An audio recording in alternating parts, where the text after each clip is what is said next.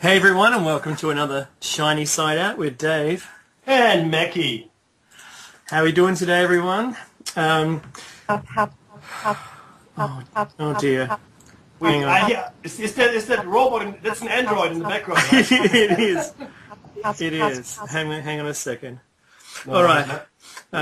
Just having some trouble getting Suzzanne online. Okay, so we're part of Revolution Radio on freedomsubs.com. Join our show by joining us in the chat. Follow us on Twitter, YouTube, and Facebook to get updates between shows, and check out our website for up-to-date guest information, guest bios, and previous shows. If you're in the US, you can call in on 347-688-2902, or you can add Freedom Screen to Skype and join the calls. How you doing, Mackie? How was your week? Yeah, good. I just got back from Singapore, and might I just say that I do love the way you do the intro. It's very sexy. No, yeah, look, I just got back from Singapore, which is a miniature of, I think, what can expect. Whoa! Yes, something's going on there, Dave. I know. I'm really trying to assist with this one. Oh, goodness me. I think she might have to restart her machine. It does sound like, have you guys seen the movie Blade Runner? You know, when he shoots the pretty android in the end, or well, not in the middle of the movie, and she goes, ha, ha, ha, ha, ha. Same thing, really. So we actually shot an android here, but don't tell anyone. A skin job, as it were. No, look, I just came from Singapore, spent a week there with my brother, and while I love the place, I think it is a miniature of what we can all expect in the not too distant future. It is an extremely Orwellian society, I tell you. You're monitored all the time. They know where you are always. You know, like every road is a toll road, and everybody has got a little machine in their car which tells the government at all times where everybody is. That's wonderful, isn't it? But the food is really quite good, and that's why I go there for. But yeah, look, that's what I've done. Dave, how's your week been? Look, my week's been pretty good. I was looking at some news items this week, and one of them was that the Philippines is now flooding with US troops, and they've also it's now a active nuclear weapon site.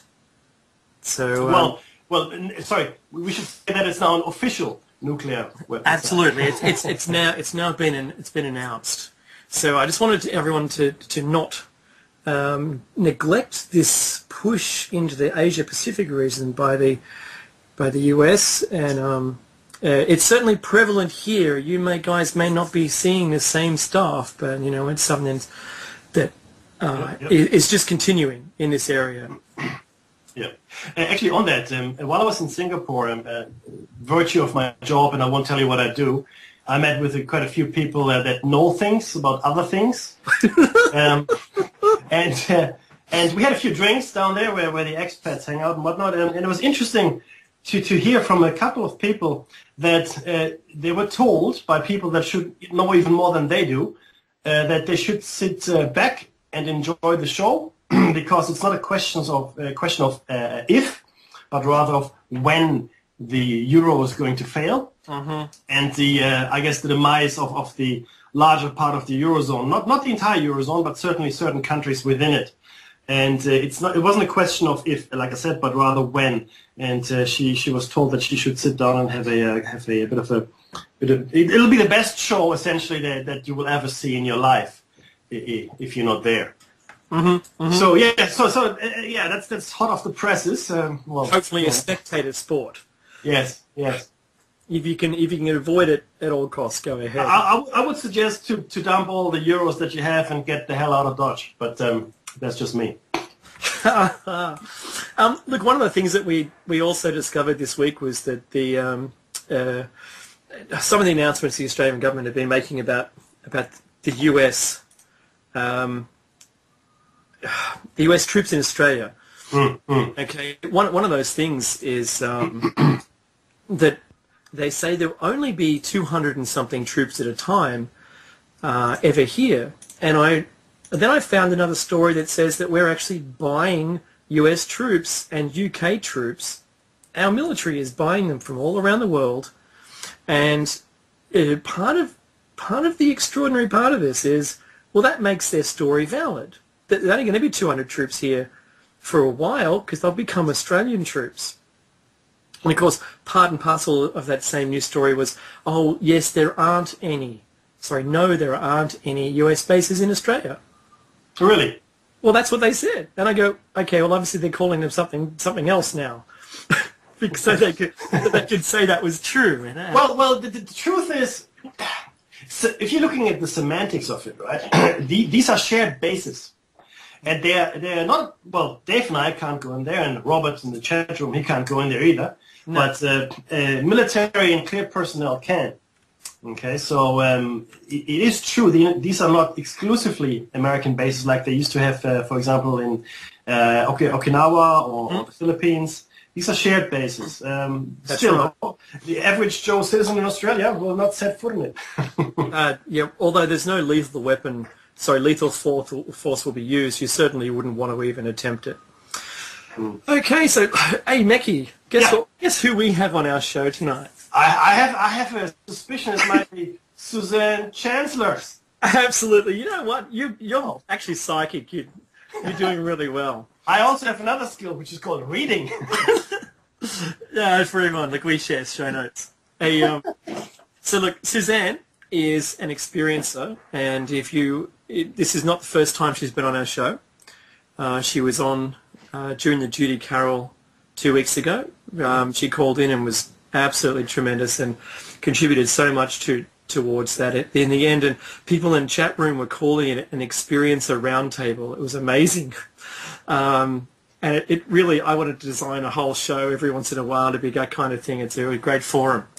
Okay. If you didn't listen last week, 2 weeks ago, Suzzanne is not only an experiencer, but she's had a lifelong visitation and abduction experiences. Like, when I got my hand up, I've got the same thing. And let's welcome her back on again. Hello, Suzzanne. Hi, Suzzanne. Hello, David and Mekki. How are you guys doing tonight? Excellent. Or today, I should say. Yeah, it's still today. On the other end of the world. We're doing really well. Yeah, absolutely. Except we're all a little ill, apparently. So please bear with us with the I don't know, occasional cough here and there. Oh, look, we've got the flu going around. I just had my nephews come over. The entire family has got some kind of flu thing. My wife, when I came home, she was sick. I think the government is... No, I'm taking it too far. That's okay. There's a whole other show for chemtrails, right? That's true. So, look, if I stop talking for any given time, it's because I'm hitting mute and I'm having a coughing fit, and I'll come back again. Likewise. Yeah, thank you. Like right now, I think everything was off. When you go off, everything goes off. That's true. It did go off. Oh, that's terrible. Okay, look. Yeah, you have to cough to the. Sorry, you have to cough to the side, buddy. I can't even put my hand over the mic. Ah. All right. So, Suzzanne, yeah. Can you? A lot of people, for everyone that we're just like to tell everyone that you're in LA and we're in Australia, for everyone in the chat room, because there's a bit of discussions going on right now. Welcome everyone in the chat, by the way. Now, your experiences, when did that all start? Just to get everyone on track. Well, they started when I was 4, and at the time, I wasn't really aware of the fact that they were real experiences. I think that, like most children, you would basically say, I'm having these really vivid dreams. Because they have nothing else to compare it to in your life at 4 years old, you know? Mm-hmm. My mother always thought that I had an extremely vivid imagination. And so I just chalked it up to that. And my first experience came back to me in a screen memory, ironically, after I read Whitley Strieber's book, Communion, when I was about 25 years old. And upon seeing the cover of that book, it really resonated with me, that face. And I had to buy it. I had no choice. Something just said to me, buy this book. And as I started reading this book, I realized that his life's journey paralleled mine, and I thought, wait a minute. So these things that I am remembering now upon reading his book were quite possibly not dreams after all. And his experiences happened as well as a child. So I thought that was really interesting, as I'm finding out through my research that that seems to be very true with a lot of contactees and abductees, where they have a memory of having something very traumatic happening to them as a child. Oh, absolutely. You know, I've got my hand up. I get the same deal. Did they change? Did the screen memory? Did you start with, you know, it being like a fun experience, like a playground? No, actually, it was quite the opposite. My first screen memories from my first visitation when I was 4 involved a procedure. So I would have to say that would not be like being on a playground at all. I woke up one morning and I asked my mother for a Band-Aid, and she asked me why I wanted a Band-Aid, and I said it was for my belly button. And she said, well, what do you need that for? And I said, well, they told me in my dream that if I didn't put a Band-Aid on my belly button, that it would get infected. Wow. And she looked at me like I was insane. Look, yeah, I understand. This is the thing that most, I guess, experiencers get, and this is really something we're trying to break through here. This is a real thing, guys, and people have traumatic experiences, and what you just described honestly sounds horrendous, you know.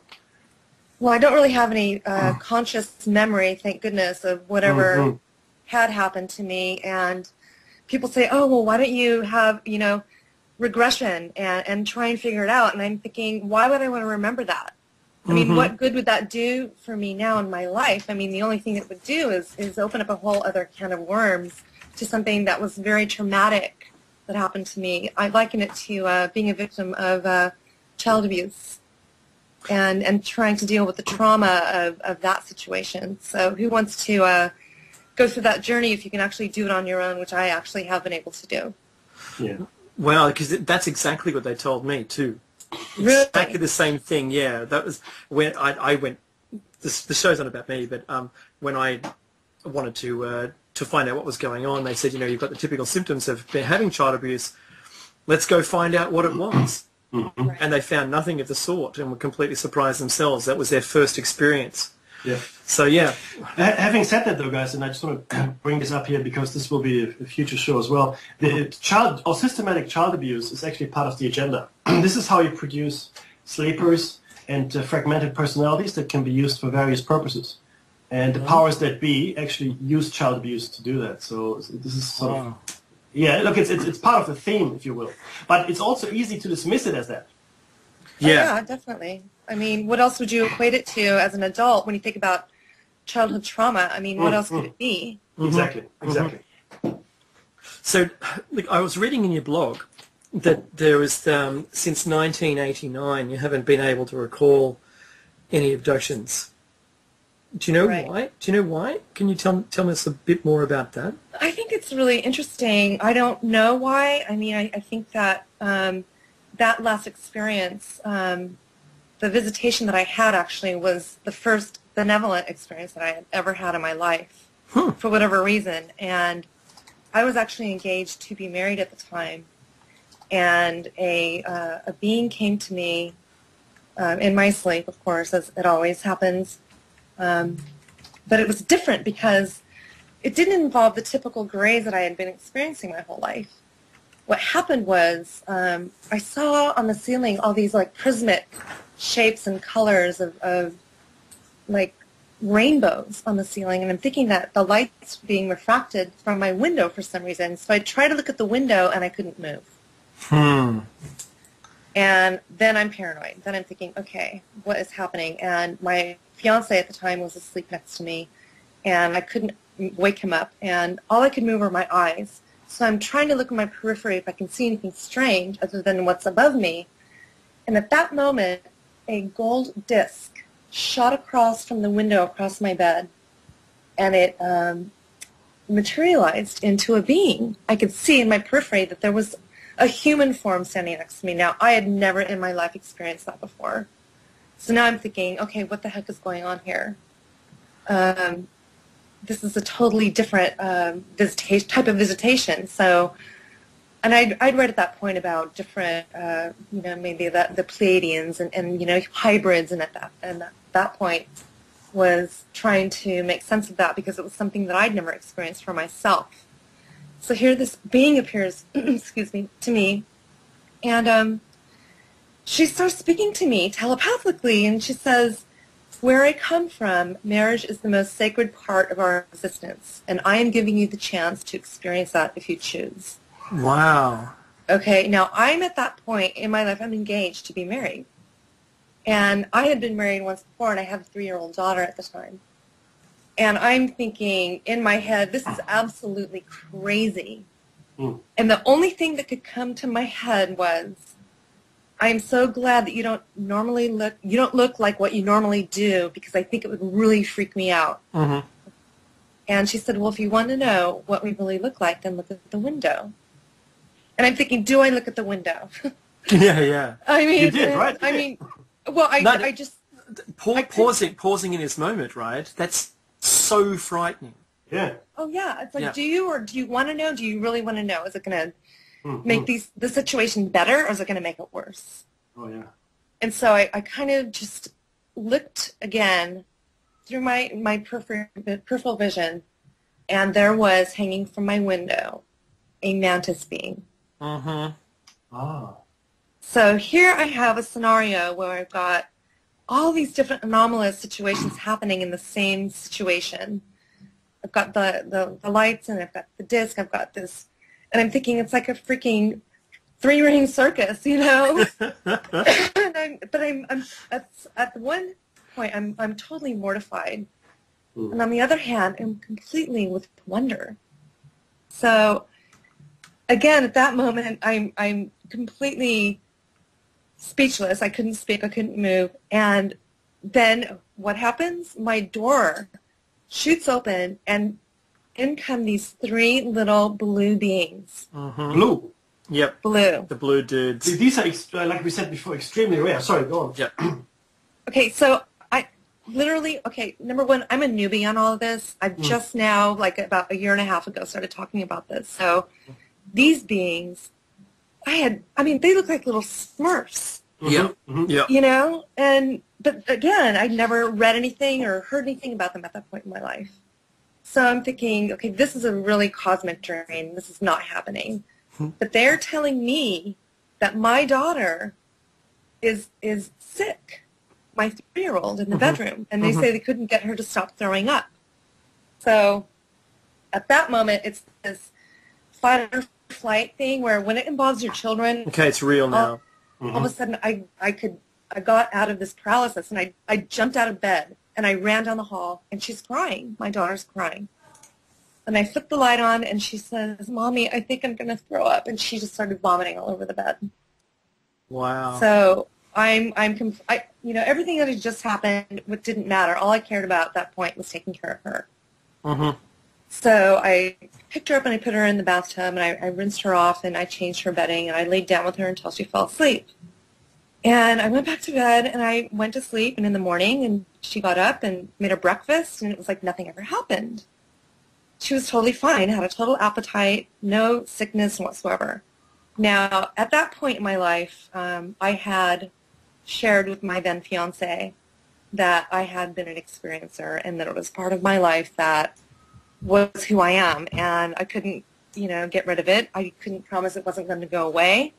So if that was a problem for him, I said, then maybe you should not marry me, because I have no control whatsoever over this phenomenon. And we had a little joke where if we slept really horribly the night before, he would say things to me like, "So did the visitors come last night?" And kind of like in a tongue-in-cheek kind of a way, not to make it, a negative thing, but I would either nod yes or, shake my head no. Yeah. And so I'm in the kitchen, and he comes to me and he says, "Did the visitors come last night?" And I looked at him and I said, "Yeah, I I really believe they did. Mm-hmm. I said, but don't talk about it right now. Don't talk about it. Because I knew something happened that possibly involved my daughter. And I didn't want her to be frightened. I didn't want her to hear anything. I'd never talked about it in front of her or my other daughter. So I came back over to the table to give her some orange juice, and she was drawing a little picture. And it was like a little round face with two little black eyes, and there were two little lines where the ears would be like on a head per se, but they looked like antenna. And then it had a little neck and a line across the neck, and then there was this little squiggly kind of a I don't know, shape over its head. Mm-hmm. And I said, oh, honey, that's really cute. What is that? And she says, well, it's the animal from my dream last night. And, okay, so I'm thinking, oh, okay, I'm not going to be frightened at all about this situation. And I said, well, it doesn't really look like an animal, honey. It looks like a person. And she says, well, they're not really animals, but they're not really people either. So now I'm getting a little upset because I'm thinking that something probably involved my daughter. Yeah. And then I was starting to get really angry. Yeah. What were you going to say? I'm sorry. No, I was just going to say, usually when these things happen, though, and you said you're new to this, but I'm sure you've now done a lot of research, it is usually a generational thing. So there's something about you, your past, if you duck into your family history, that sets you apart in some way. Dave has got a similar experience. So, yeah, I understand the anger, and I understand the because you're powerless, essentially, right? But, oh, definitely. Yeah, and well, you're not alone. That's really what I want to say to you. Yeah, I'm finding that out, and it's very traumatizing to think that other families are and have experienced these things. And yes, I have done research on this, and I will talk about that later. But you do get angry, and you know what you've gone through and your experiences with your trauma and your abduction situations, whether it be medical procedures or just the fact that you're even taken, against your will. I mean, that's traumatizing in itself. Absolutely.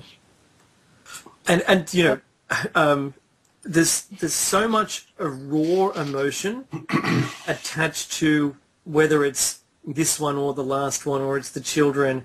There's so much raw emotion that it's really difficult to describe to people. Until I had a child, I didn't understand how much devotion I want to save them that I would ever experience. I thought, like a friend, I would save a friend from something, right?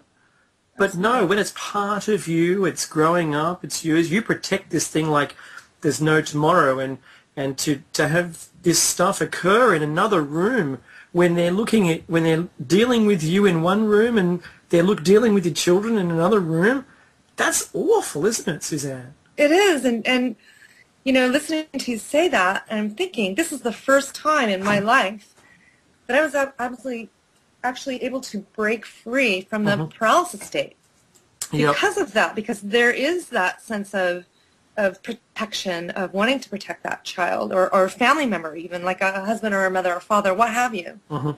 And so that I thought was really interesting, the power of the connection with family that is stronger than their power to be able to control you at that moment. I think that's really something that needs to be looked into. I think it's quite fascinating.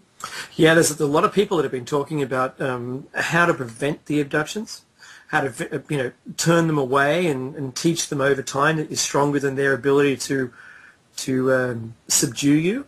And a lot of that is through that saying no and being angry about it.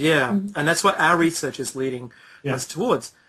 But in my experience, I'm saying, you know what? Maybe I don't want to. Maybe this is for the better. I don't know. And that's going to lead me to ask you, what do you think this is all about?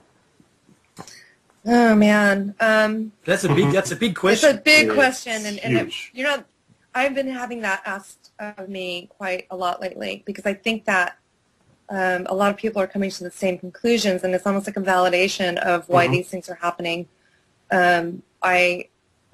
getting back, I just want to touch base back to my daughter really quick because it's something no, powerful before I get into that. Mm-hmm. Because what happened was she said to me that I said, well, what was this little being doing? And she said, well, there were 3 of them and they were blue.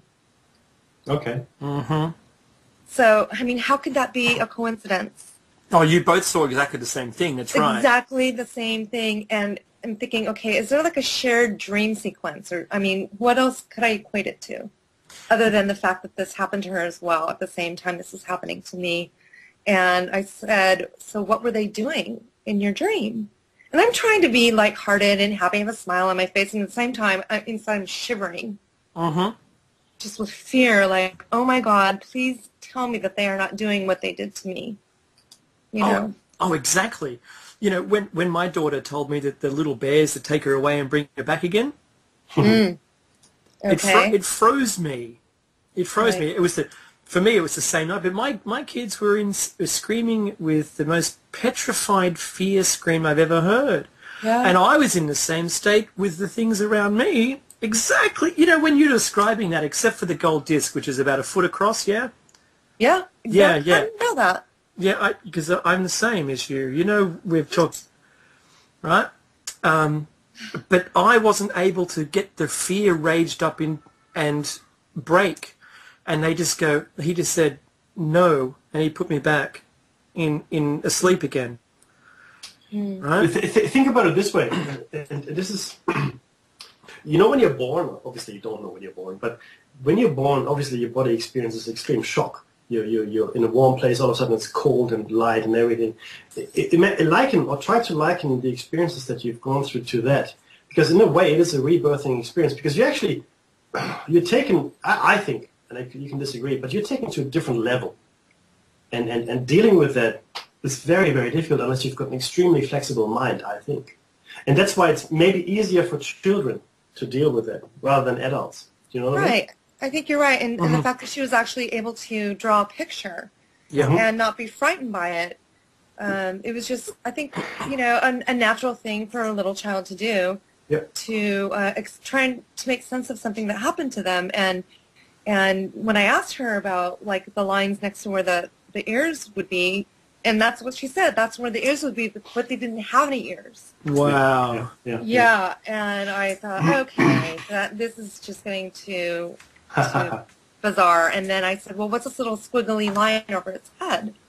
Can I ask you how you actually react to that? Can I ask you, well, your child came to you and gave you the drawing, for instance. What was your reaction?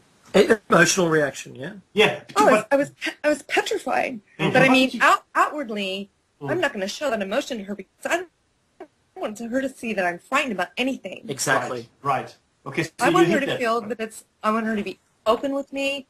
I don't want to have any sense of alarm. Mm-hmm. I have a smile on my face, and I'm just, you know, leading her along and having her describe the picture. And when she said to me, really? Mm-hmm. Mm-hmm. I said, what is this thing over its head? And she says, oh, Mommy, it's a cloud, honey. They come from the clouds. Mm-hmm. So why would she say that? How would she know that? And she's talking about they as well. Yes. Right. They're living, breathing, real things. That's right. Exactly. Yeah. Well, let's call them visitors. They don't like... yeah. Sorry. No, I was going to say my fiance at the time was hearing this conversation, and he was white as a sheet. Because it's real. Yes. And it almost validated the fact. And he wasn't really a skeptic. He was open, but he didn't really understand because he wasn't an experiencer. So, you know, it's such a weird thing to try to explain to somebody if they don't know what it's like to be part of this phenomenon. It's like trying to explain Greek to somebody when they don't speak it. Well, exactly. So, so how, for you, how has it changed over time? Like, this is what's happening now. Is it right? And you said that was, you know, a conscious. How has it changed? Has it changed? And how has it changed? Yes. Well, after that experience, like I said, I didn't have any conscious memory of any other visitations or sightings even of any craft. And then in about 1994, my whole family, we all had a sighting of a craft together while we were driving. And so that was the first time that I actually had another experience. And we were driving back from my mother's house for Christmas Eve dinner. And it didn't involve an abduction. It wasn't anything that I was frightened about. I was just thinking, okay, they're still here type of a thing. Because I really thought that it had stopped, that it had gone away, or maybe that I was temporarily insane. But now I'm thinking, okay, I wasn't the only one that saw this at the time. Now the rest of my family saw it, and we all made a comment about it and went to bed like it never happened. But what's been happening over the past, how many years has it been since then? My goodness, 10 years? Yeah. It has changed. And a lot of it has to do with learning about trying to deal with the PTSD, the post-traumatic stress situation for myself. And I've never had regression, ever.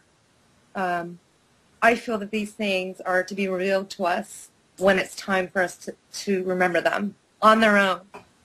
And that's why I think screen memories happen. Like, you're shown what you're supposed to remember when you're supposed to remember it. Absolutely. And I don't force it. And so I've been very fortunate. These things have been coming back to me. And based on my experience with my research, I'm finding that, like myself, it's grown into almost like a conscious awareness of the situation. And it's not really about the physical aspect of the phenomenon. I think it's more about all the high strangeness that surrounds the phenomenon. And the odd things that occur. Yeah. Yes, absolutely. Yeah. Absolutely. You've hit it on the head. I think people focus on the physical elements, the taking away into room and the medical examinations. It's really the spiritual, non-physical aspect that is, I think, more important in this particular instance. And maybe it's a growth experience to some extent. Yeah, and also, how much attention do we pay to, everyone sees a craft or will see a UFO or they have it. Everyone's got a cell phone now, so everybody has the capability of filming these anomalies. So I almost think they're almost a distraction from what's really important. Yes. And that is not necessarily that these things are happening, but why are they happening? Oh, yes, 100%. Look, yes, I can only say yes.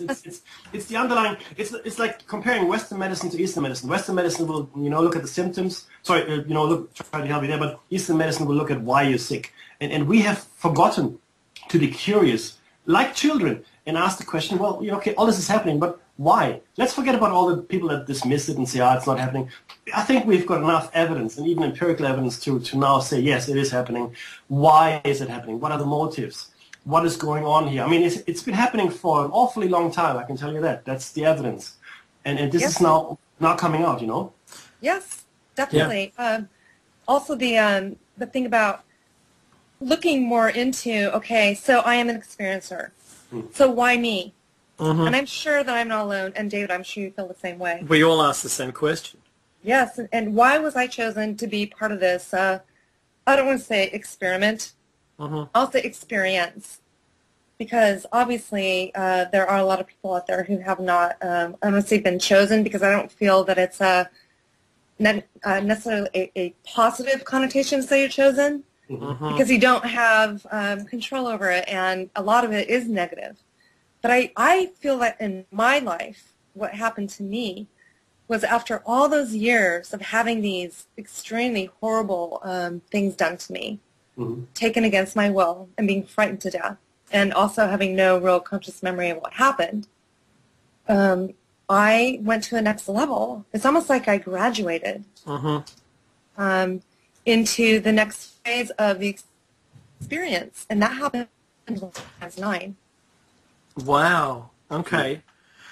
Can I take you back to that experience with the gold disc and the the Palladian. Who was Yep. it? Who was it that they were asked? They were saying that we're giving you the ability to marry somebody. No, it wasn't that though. What was I it? think What was it? yeah, what I took from that was, I felt like she was really trying to impress on me that when she said marriage is the most sacred part of our existence, I think she was giving me a message that we here on earth take that sacred union for granted. Yes, because they make like 1-to-1. That's it. Yeah, and I think that we don't really appreciate. And I think she was trying. I almost really felt like I was going to go somewhere with her to visualize and see it maybe in my conscious mind, or I don't know, like maybe even giving me a download. Yeah. But with all the other commotion that was happening, it never went there. Oh. But that was my impression. I don't think I was going to be married to somebody. I think it was just where they come from. It's a totally different awareness and consciousness. Do you know what? And Do you know what she was? they put on things. Do you know what she was probably done? She's probably just read you, and your first bubble to the top thought was, "I'm getting married to this person next to me," and she's commented on that. But think about this as well, guys. The next level of consciousness, or the other level of consciousness that you're experiencing, I think you become lighter, and I think there's no lying.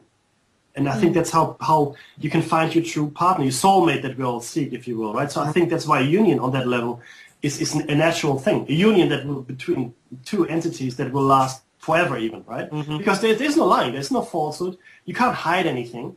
It's all out there for the world to see. Wow, when you were saying that right now, Mickey, I swear, I got this really interesting thought about that whole thing. Go on. So what if she was trying to tell me that as a warning that maybe I wasn't supposed to marry him? No. Possible. Because we did end up getting divorced. Oh. Right. Yeah, see, that it all makes sense. Yeah, but this is the thing, and this is the thing. None of this exists in isolation. All of this is connected. All of this makes only sense as a tapestry of experiences. And I mean this in the most fundamental sense. All of our experiences only make sense as a tapestry. And I don't want to interrupt the flow, but we've got a whole bunch of questions from the chat room, and I was wondering if I could just weave a couple of them in for you, Suzzanne, if that's okay. Oh, absolutely, no worries. Okay, great. So Donjo asked, she wanted to just clarify whether or not the voice or the being said that your daughter was going to be sick before she got sick. Oh, yes. They said she's sick and we can't get her to stop throwing up. Right. Now, she had not vomited yet.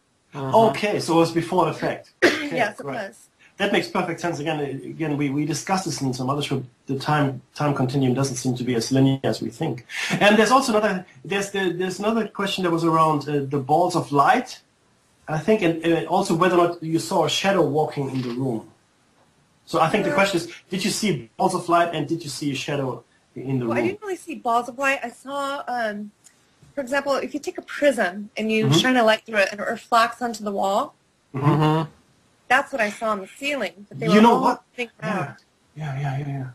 It's like almost it's almost like a certain substance. It's not insubstantial. There's a substance, right? Yeah, it was definitely. Yep. And it's almost like a. It's like someone was holding a diamond in a light, Yes, but you couldn't. exactly. But you couldn't see. I know this one because you can't see the source of the light, and yet Exactly. and yet the room is illuminated, and you see it's like someone who had a sequin top on, right? Yeah. You see those little dots, but it's not. It's like the prism has broken it up because it's not solid white dots everywhere. It's the breakup of the spectrum, like a rainbow, but they're little tiny rainbow dots. Exactly. They were like rainbows, but they were all like different shapes, like circles and squares and triangles and rectangles, and it was almost like that Pollyanna when, I don't know if you remember that movie, but anyway, it was like that. So you mentioned your children, right? Are your parents Are they still alive? Yes. Okay. Have they ever mentioned anything to you about anything like this? And have you talked to them about it? I didn't talk to them. Well, I had a few experiences in my childhood where I realized that I couldn't talk to my parents because they didn't believe me. And so I basically just kept it to myself. And when my mother was babysitting my older daughter one day, I had Whitley's book with me. And she saw the cover of that book, and she said straight out to my face, Yep. She said, by the way, both your grandparents and myself, we all saw UFOs. Now, why would she look at that face and connect it with the UFO? Screen memory. I'm telling you. Absolutely. When my mother and I walked past the bookstore on its release date, my mother froze and tears ran down her face. Oh, God. She was frozen in fear looking at it. And she was holding my hand and grasping it so much, like it was 20, right? And she goes, "We've got to buy it. We have to know more about this," right? And because she was the only one, she's my bloodline going back through my grandmother, and there's lots of stories about that. But it's exactly the same experience. And the reason why I asked was because, that shows the bloodline. As soon as you go, you know what? It's happening. Yeah, well, the next thing she said is, oh, and I can leave my body when I sleep. Wow. Now, here's this woman who was pretty much an introvert and very, very shy. So the fact that she saw me reading that book and felt like she could actually share it with me, when I was 25, she never elaborated on it at all, and I didn't want to push it because I knew that she was really, I don't want to say insecure. She had a very horrible childhood, so, but that's another thing altogether. But what's really interesting about that whole scenario with my family at that point was when I was having these childhood abductions, I lived in a place called Pasadena, California. And at the time, my father worked for JPL, which is Jet Propulsion Laboratories. Wow. And my grandfather worked for Caltech. And he was actually working on the first Apollo mission at that time, before 1969. And my first experience happened when it was 1966. So all these things were happening when my grandfather and my father were both working for government agencies. Now, go on. Wait, Mickey. No, go on. No, go on, please. No, I was just going to say, there's your connection. This is the thing, right? Well, it might be, or is it a coincidence, or are there any coincidences? You know what I mean? I mean, I've heard so many correlations to the whole the Mila situation, and some of those stories are just completely astounding. I mean, beyond belief. I don't have any memories of having anything anywhere near what I've heard in that respect, but I do find it interesting that when I was a little girl and I was about 6 years old, my father would bring home these circuit boards from work. He was an electrical engineer, and he would give me 2 screwdrivers, one a flathead, one a Phillips, and he would put them down, and he would say, okay, I want you to take this part apart and put it back together again to see how it works. And then he'd just walk away. Now, I would never think to do that with my 6-year-old child. I mean, what in the hell is that all about? It's like, how would I know how to do that? But I thought, okay. And so I started taking the screws out and, taking apart looking at the wires and all the buttons and the toggles and put it back together again. And I felt like I was being tested in a way. Wow. So I don't know what that's about. For just one, you mentioned in there my lab. Can you tell people what your research has led you to understand what that is all about? Not how it affects people, but just what is it? Well, it's my understanding that in the 60s that the government was creating a group to test children for their IQs in schools. And they were looking for specific things. They were looking for people who are highly psychic, people who had really a lot of strength in math, people who had just different, I would say, psychic abilities, telekinesis, telepathy, all of that. And they created a program called Project Talent, excuse me, and they basically take these kids, and in Whitley's book Secret School, it basically explains all of that, and they would hone them on those abilities to create almost like a superhuman race of like military. Oh. Kindred to I would say, I'm not going to say Hitler, but I'm going to say akin to that. Mm-hmm. And for warfare. Bear in mind, it's the same people doing that, okay? The same people that did it under Nazi Germany went all the way back to the States under Operation Paperclip and built up that program, okay? And so that program's still around, isn't it? Yep, yes. It is, absolutely. And that's what I was talking about, but it goes to a different kind of attention. But just bear in mind, it's the same people. Well, Wow. I've heard a couple people's testimonies who claim to have that My Love connection, and it does seem very disturbing. And a lot of them have had a lot of horrible things. I mean, one person said that there are only, from his generation, I think he was either first or second generation of this, from the 70s. And that out of the group that were around at that time, there's only a handful who are still alive. Wow. Because they've been, quote unquote, eliminated.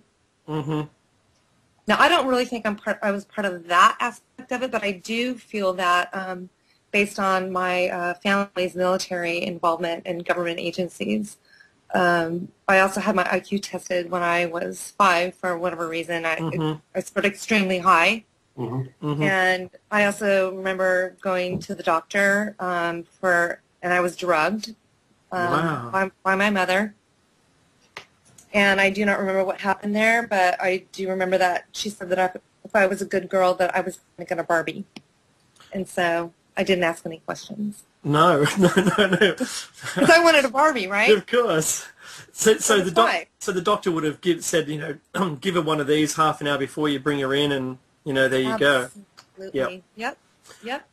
So do you think that just in your own opinion, do you think that some of the abductions today may be military as well?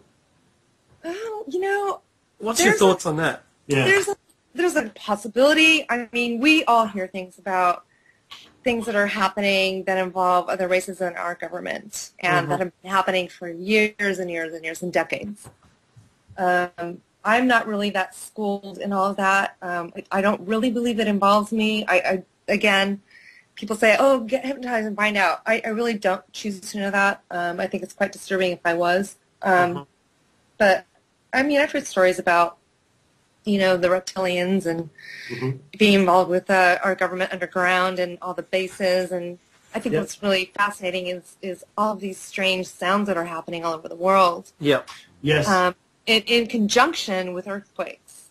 Oh, the seismic activity across the U.S. and especially last week. Let's talk about that. Yeah. I'll let you take the floor on that one because I think you could actually school me on that. Well, I've been just for the last week. There has been 5 or 6 earthquakes across the lower third of the U.S. in a dead straight line to Boston from L.A., right? And these aren't where there have been typically any history on it.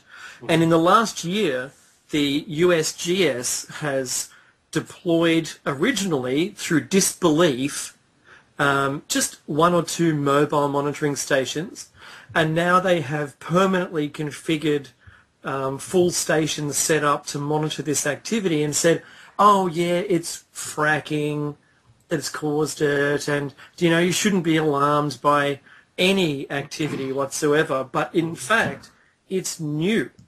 This stuff is new, guys. All of this, and have a look at the sites. You'll see all these amazing earthquakes occurring across in a dead straight line.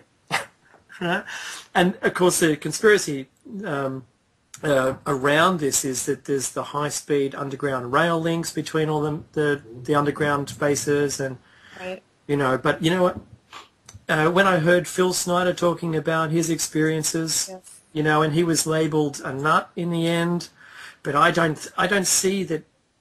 I see that he was really telling the truth. And, everyone that tells the truth ends up dying of some hideous complications with thousands of different cancers simultaneously. They have some way of doing you in, and then there's those remote viewing guys that can kill you just by thinking about you. Where do I sit in all this? Well, I know the alien thing is true, right, from my point of view. And you're Suzzanne, you're the same, yeah? Right? Definitely. Yes. And about the Phil Spector thing, and then did I just say Phil Spector? I meant Phil Schneider. Totally different guy. No, but I did watch that, and what's really interesting is I had a friend request on Facebook from a Phil Schneider, and I went, no, he's no longer with us. So I thought somebody's really playing a really horrible joke, but the underground situation is real. I know that firsthand by somebody who is working in Guam, who worked at Area 51 now. He has not told me a lot because he knows my research, and so I'm actually hearing about this from his sister-in-law. Wow. And these things are real. I actually saw him in L.A. Okay, this is really ironic. He flew in from Guam on his way to quote-unquote Ohio, and he was going to Ohio, and what's in Ohio, everyone? Wright-Patterson. Yeah, right, Pat. Okay. Right, Pat. Yeah. So what happened the very next day? Obama was, I'm going to say quote-unquote again, assassinated. I'm sorry, I said Obama. Osama bin Laden. Yeah. So I'm thinking, what is the coincidence? Did they feel there was going to be some sort of a military situation happening, and that's why he was actually going to Wright-Patterson? I thought that was kind of a weird coincidence. Oh, yeah, absolutely. We've got 6 minutes before the break, and I was going to ask you if you have any known implants. Well, I do. Can you just describe the nature of those implants? Yeah, well, it's something that I didn't really know anything about, because at the time that I realized what it was, happened after the event when my family and I saw that craft coming home from my mother's house. And what happened was 2 days after we had that sighting, there was an article in the local newspaper from the local chapter of MUFON in Ventura County in California about these two girls who were driving on the 101 freeway on the very night that we were actually driving on that freeway at the same time. Yeah. They were driving from where we were to a place called Ventura, and it takes about 15 minutes to get there. Well, what happened to them was it took them 2 hours, and they have no idea what happened in between. Now, simultaneously, we had that sighting at the same time that these girls were driving on the freeway. So I'm freaking out. I'm thinking, this must be related. So at the end of the article, it said, if you have any information about this, please contact MUFON. And so I did. So I was speaking to the director of MUFON, and she started asking me questions like, have I ever seen anything before? Have I ever had a sighting? And experiences. And then I'm thinking, oh my gosh, I don't know if I can really get into this right now, because it's like opening up a whole can of worms about my whole life. And I had never, ever talked about this publicly to anybody. But I thought, you know what, I think it's time. And I told her, yes, I have. Wow. And I told her that I had experiences since I was a child. And she said, can I come to your house tomorrow? And I said, okay, that's fine. And she said, and can I please bring a doctor with me to examine you for any anomalies, like any scars or implants or whatever? And I said, well, as long as it's not an invasive procedure, that's fine. So when they came over the next day, the doctor that she brought, and this is so bizarre, the doctor she brought over was Dr. Roger Lear. Really? You're kidding? Yeah, I'm not kidding. Now, I didn't have any idea who he was at the time, obviously, because I didn't know anything about this subject at all. But he came in and they tape recorded the interview, and he checked me out and asked me if I had anything on my body that seemed a little strange. And I said, you know, I've always had this weird thing on my left forehead right above my left hairline, and it felt like a triangular piece of, like a bone fragment, that I could move it a little. And I around, and almost like a bone chip. And if I touched it, it got sensitive. Yep. And it would, you know, almost like, is it like a pimple or what? And so I showed it to him, and he felt it, and he asked me if I wanted to have it removed. And I got this really weird feeling when he said that. I thought, you know what, I'm okay with it. Yep. I can't explain what came over me. It was not, I didn't feel frightened by it in a weird way. I almost felt like it was supposed to be there. Absolutely. I sit here with exactly the same story. But why would you want to remove it? Can I ask you, Suzzanne, when you go to the doctor, do you get treated differently? Is there an issue when you have x-rays like that? In what way? I'm sorry? Sorry, like when you go to the doctor, excuse me, to have an x-ray or to get general medical attention, is there anything odd that happens? Or anything that you would consider, now that you think back on it, that, oh, well, that's strange, I wonder why they're doing that? I do remember having a CAT scan once where they had to redo it a couple times, and then another time I was in a car accident, and they had to redo the x-ray because they asked me if I had any metal anywhere on my body. Okay. And I said no. So nobody's ever asked me that until that is really weird. Do you know why? Do you know why he asked? Is because I've got. That's right. That's right. Because I've had excuses of thumbprints and smudging, and let's redo that X-ray again, and they come back completely new demeanor. Yeah. You know, like that they were fine a minute ago and joking. The next suddenly, you know, they're a different demeanor. I have had. I went to a place where they said that he was going to remove it for me, and I thought, yeah, I'll have a look to see what it is. And then he got a phone call and was clearly told not to remove it, and then didn't, and I was not allowed to ask any questions about why. Okay, that's weird. Yeah. So look, you're making the right decision, I feel. Well, I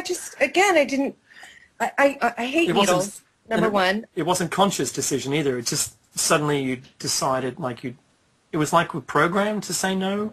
I know. I really feel that. It was almost like I don't want to say like in a dream state saying that, but almost like I didn't even say that. It's like where did that come from? Because if it's not supposed to be there, then take it out. Yeah, you have to you're detached in some ways, right? You're on autopilot when it comes to that. Right. Yes. Because that is actually, sorry to steal the last 45 seconds here, but that's actually programmed, believe it or not, in you to have that response. Wow. Yeah, absolutely. Okay, so, yeah. Don't ask me how I know, but trust me on that one. I don't know how you know, but I'm interested to find out why. Why? It doesn't sound like we're going to have a top-of-the-hour break, which is a bit of a shame. I could hum Girl from Ipanema if you like. You know what? I would pay to hear that. So let's press on unless we hear the music. If we hear the music, we should have a station idea. I love the way you do it, Dave. So if you just want to quickly do the freedomslip.com thing. Absolutely, yeah, not a problem. Hey everyone. Once again, you're listening to Shiny Side Out, which is part of Revolution Radio on freedomslips.com. You're with Dave and Mekki, and we have our special guest, Suzzanne Chancellor, an experiencer. Join our show by joining us in the chat. Follow us on Twitter, YouTube and Facebook to get updates between shows, and check out our website for up-to-date guest information, guest bios and previous shows. If you're in the US, you can call us on 347-688-2902 or add Freedom Screen to Skype, and you can join and you can ask some questions. If you're in the chat, you can ask questions and we'll read them out on air as well. And if you'd like to be announced who you are, just let us know also. Let's do maybe a roll call on the chat. Absolutely. That sounds great. I'm going to say hello first to all the moderators. We've got Bear, Just in Time, Lombi. There's Mickey and I. Nighthawk looks like he might be asleep, no doubt. It's very late in the evening for him, but it's actually no. He stays up pretty late at night. He's like us. We have SJ. Hey SJ. We've got Tones, Vobear, Weisenberg, and Wolfpo. We've got Dawn Jar as well, who's been temporarily moderated. It doesn't sound like a good thing, but no, it's so she can post stuff in. We've got Dude Guy, RBN, Robert Freeman. I'm suspecting is actually another Australian. Hey there, Robert. Thomas and Toynbee. Is it Toynbee? Do you know Toynbee? I do not, but I like Toynbee. Toynbee is cool. So hello everyone in the chat room. Hello everyone to listening to us. Now I want to cough so bad, and every time I breathe out, my diaphragm vibrates. Hello to everyone who's listening to this on YouTube. Not today, but as a podcast. And if you are, please join us. Check out our go to Twitter, Facebook, or YouTube. You really want to keep up to date. And by the way, we've just established some nice hats and T-shirts and mugs as well. We're merchandising, guys. We're merchandising. We did it during the week. You want to check it out if you're interested in telling other people about what you're interested in. All right, so you can do that. And actually, I'm going to make some more mugs that say, "Just go away. Stop talking to me about everything that's not real." Come on. And I'm gonna make a hat for you guys, a little cap that says nothing. Hey everyone, I'm not going to do a full ID this time. I'm just going to say, let's bring it back to Susan and Mackie and myself. That was a quick break. That was the quickest break we ever had here. Wow. Suzzanne, I think, went to have a drink of water. Are you back? I'm back. Yay. We discussed, you discussed earlier, I should say, your experiences regarding abductions and whatnot.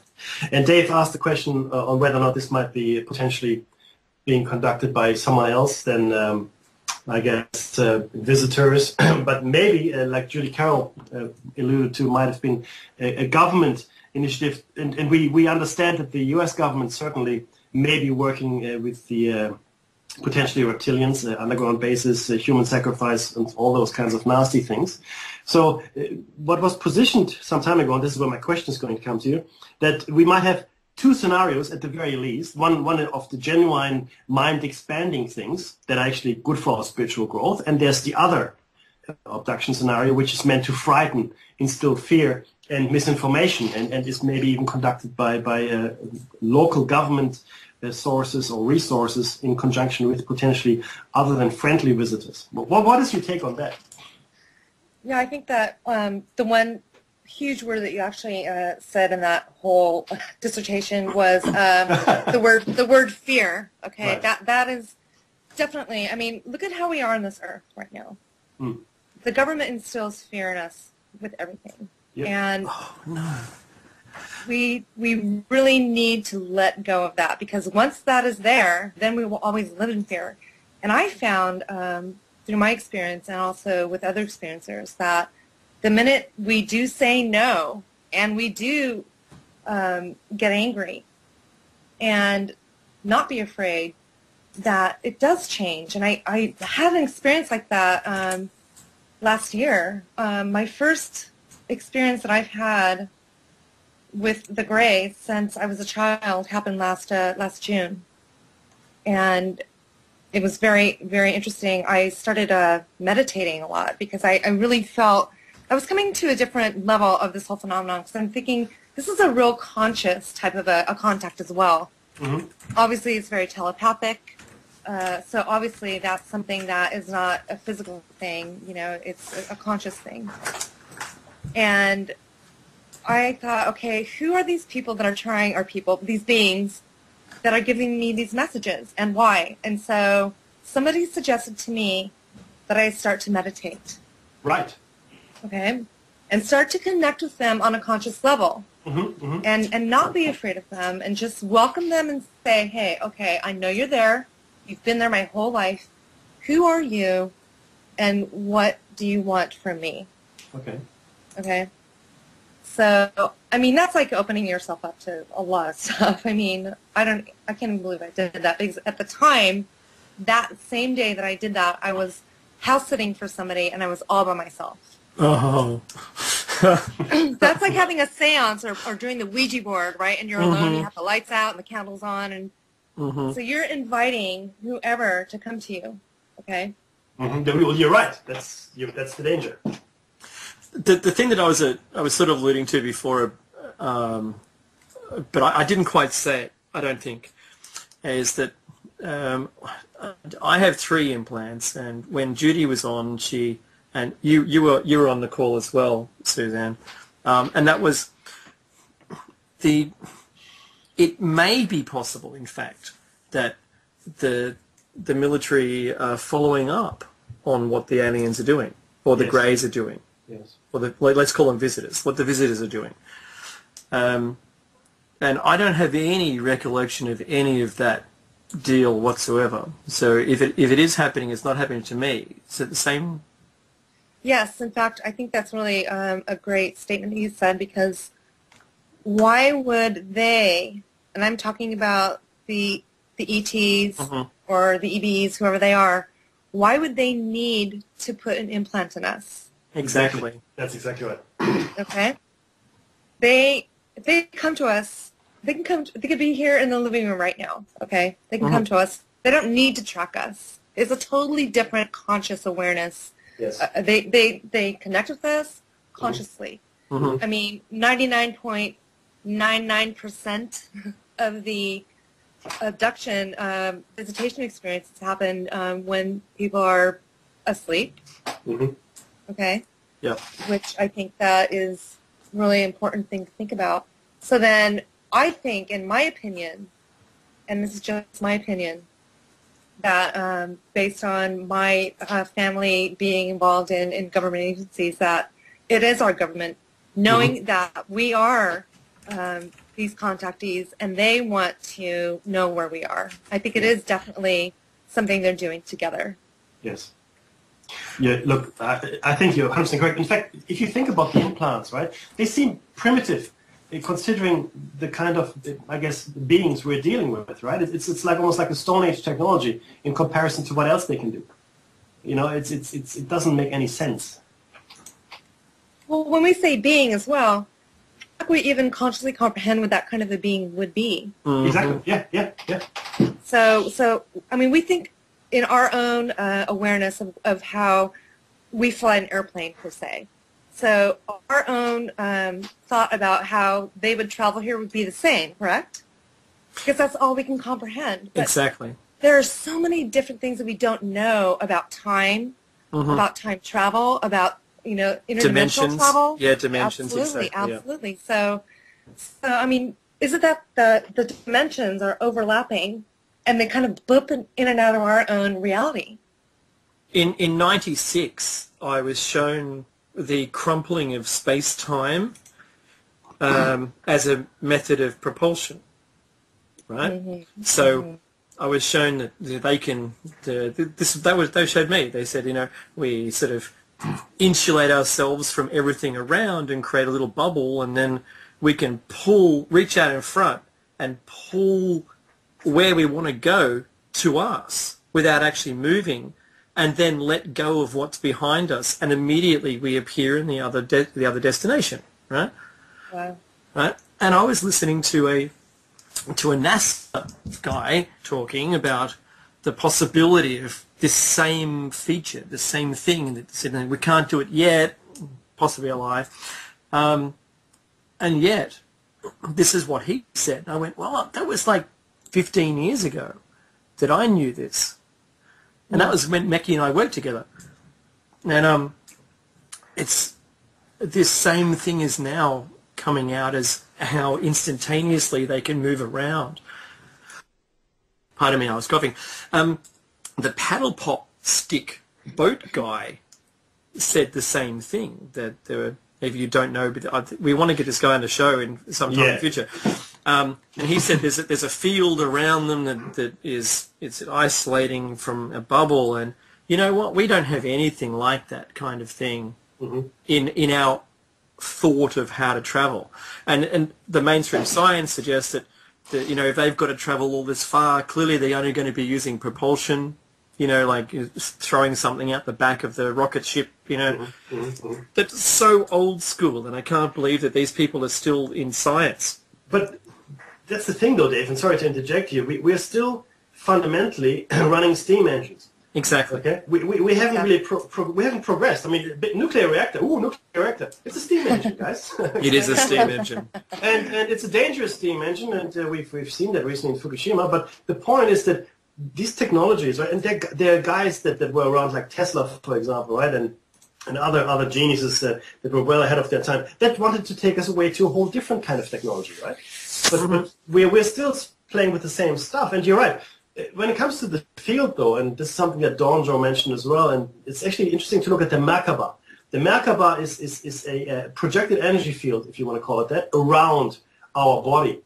If we reach a certain level of consciousness, we can do it. And I think that these beings maybe have developed that higher level of understanding where there might still be a craft, but the craft itself is actually propelled by them, if you know what I mean.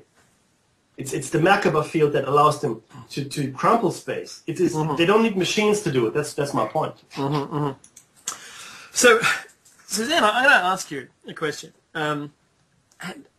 In all of these visits and experiences that you've had, have you noticed in the real world, not the experience time, but outside of that you've had maybe some added functionality? If you were thinking about upgrades or something to being human? When you say upgrades, what do you mean by that? I'm sorry. About maybe suddenly having psychic ability. Oh, yes, definitely. Can you tell us what you experienced with that? Because I know I've read something, that you've written about that, and I really want you to tell everyone in you. Yeah, I don't know. It's really interesting. When I was in my early 20s, I started having a lot of precognition. And maybe I had it before, but I just never really paid attention to it, per se. Mm-hmm. Mm-hmm. But I started having some precognitive dreams that would happen literally the next day. And, I mean, we all have coincidences where we think that, okay, I'm going to hear from somebody and then they call you, whatever. But these were like really elaborate dreams, right down to the finest detail. And it's escalated, which is really interesting, into something completely different where I feel like not only is it a precog, but it's almost like I'm being like not time traveling per se, but going somewhere else other than here at the same time experiencing an event. So would you say, imagine if it was a full astral travel and you're like an on-the-spot reporter? Exactly. You're living it, yeah? Exactly. Mm-hmm. And I had the one Talk dream. About the bus? Yes. Okay. Please tell everyone. Yeah, that was just amazing. Well, I had a dream, and isn't that funny? We always start our experiences with that one little sentence. But I did literally have a dream where I appeared at this place where there was like a bus had toppled over on the side of a highway. And it was like a tour bus, like say you were going on vacation, and it was like a 2-story bus where the whole bottom section was all where they store the luggage, and then you walk up to the second deck, and that's where you sit. Mm-hmm. But this thing had toppled over on its side, and there wasn't like another car involved. It was almost like it just, I don't know, fell over. Yeah. And so I'm standing there looking at this thing, and I look to my left and my right, and there are 5 other people standing next to me, and we're all looking at each other like, what are we doing here? It was the weirdest thing, but we all stopped, and we just went to the bus like we were drawn to it. So we all went to the bus, and we didn't walk in the door. We just went through the bus, inside. Mm-hmm. And when we went inside, the bus was full of like women and their children, maybe, I'm guessing. There were no like fathers or boys or whatever. So I felt like they were going on a trip. Now, it was crying, and some people were suspended by their seatbelt. And I was drawn to this one woman. For whatever reason, I just went right to her. And when I went to her, she said to me, and I'm not saying she spoke to me, but she said to me telepathically, "Help my baby." Wow. Now, I'm looking around, and I'm like, where's the baby? Well, the baby was under the seat. And I could hear her crying, so I pulled her out, and she had a gash on her cheek, and she was crying. And then I reached over and held the baby and unlatched the mother's seatbelt. I was assuming that that was mom. She said, my baby. So anyway, I get her out, and I look at everybody else that was standing next to me, and they're all doing the same thing that I was doing. They were all attending to somebody, okay? Wow. Like somebody who was needing help. Yep. So I looked around, and I made sure that nobody was, like, severely injured, and everybody else seemed to be, like, minor injuries and what have you. And at that moment, I was like, whoosh, right back in my bed, and I woke up. And I was like, wow, that was like such a, like I was watching a movie, but I was in it, you know, it was like a real-time movie. And I told my husband, I said, I just had the weirdest dream. And I told him everything. And I couldn't shake it. And I thought about it, and I thought about it, and I thought about it, and I thought, you know what, this is way too real for it not to be real. And just for, you know, for a laugh, I'm going to go on Google and see if there's any bus crash anywhere. Now, mind you, when the woman spoke to me, help my baby, she spoke to me in a different language, but I still understood her. Yep. Which I have no idea why that is, but that's because in using telepathy, you hear the words, like you hear. It's the meaning in the words that tell you what it is, not the language. You transcend language. Yeah. It's like a universal translator. Correct. In fact, go on. No, go on. Go on. It's okay. No, you first. Oh, okay. No, it is the Tower of Babel thing. The truth is that language is actually a limiting factor that was put upon us by, well, you know, someone. To divide us. The true language that we all used to have, in fact, is telepathy. Because you don't convey words, you convey meaning. You convey pictures, and you convey emotion, which is the true form of communication that we've all lost. So, sorry, that's my 2 cents, but yeah. Well, see, I had never experienced anything like I would never even know what that meant at that point, you know what I mean? It was just like, wait a minute, she's not speaking English, but I can still understand her in my head, you know. So anyway, I Googled tour bus crash, and I put Europe because I felt it was European. And I scrolled down like 2 pages, and then all of a sudden there was like a little thumbnail photograph, and it was a bus on its side. And I went, oh my God, and I clicked on it, and the article was about a bus that had crashed in Bulgaria. And it was a mothers and their daughters going to a summer camp, okay? And it was the same time, because it was obviously ahead of time from the U.S., right? Yeah. The same time that I was having that dream that this bus crash happened. Wow. And the only weird thing is that there was one fatality. And I thought, oh my God, how did I miss that? I was so, like, I checked to make sure he was dead. Well, this person had been ejected from the bus. Oh. They weren't in the bus. No. Wow. How would you have known? And do you know what you experienced? It's the same thing. It's it's not survivor guilt. It's the rescuer guilt. Yeah. What? You know how you have survivor guilt, where if there's 3 people doing exactly the same thing and you're the only one who's alive, you can have something called survivor guilt, right? Well, rescuer guilt is exactly the same thing when you've gone to help people and you couldn't find who it was that they eventually found stuck in a tree somewhere or whatever, right? You experienced that rescuer guilt despite you not even being there. I know. So what is that? That's because you were there.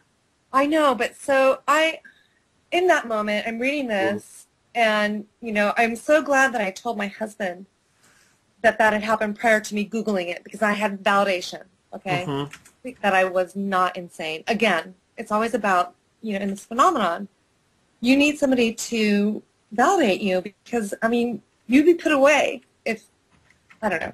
So anyway, I started thinking about this a lot further, and I thought, wow, what if this is what the whole guardian angel thing is all about?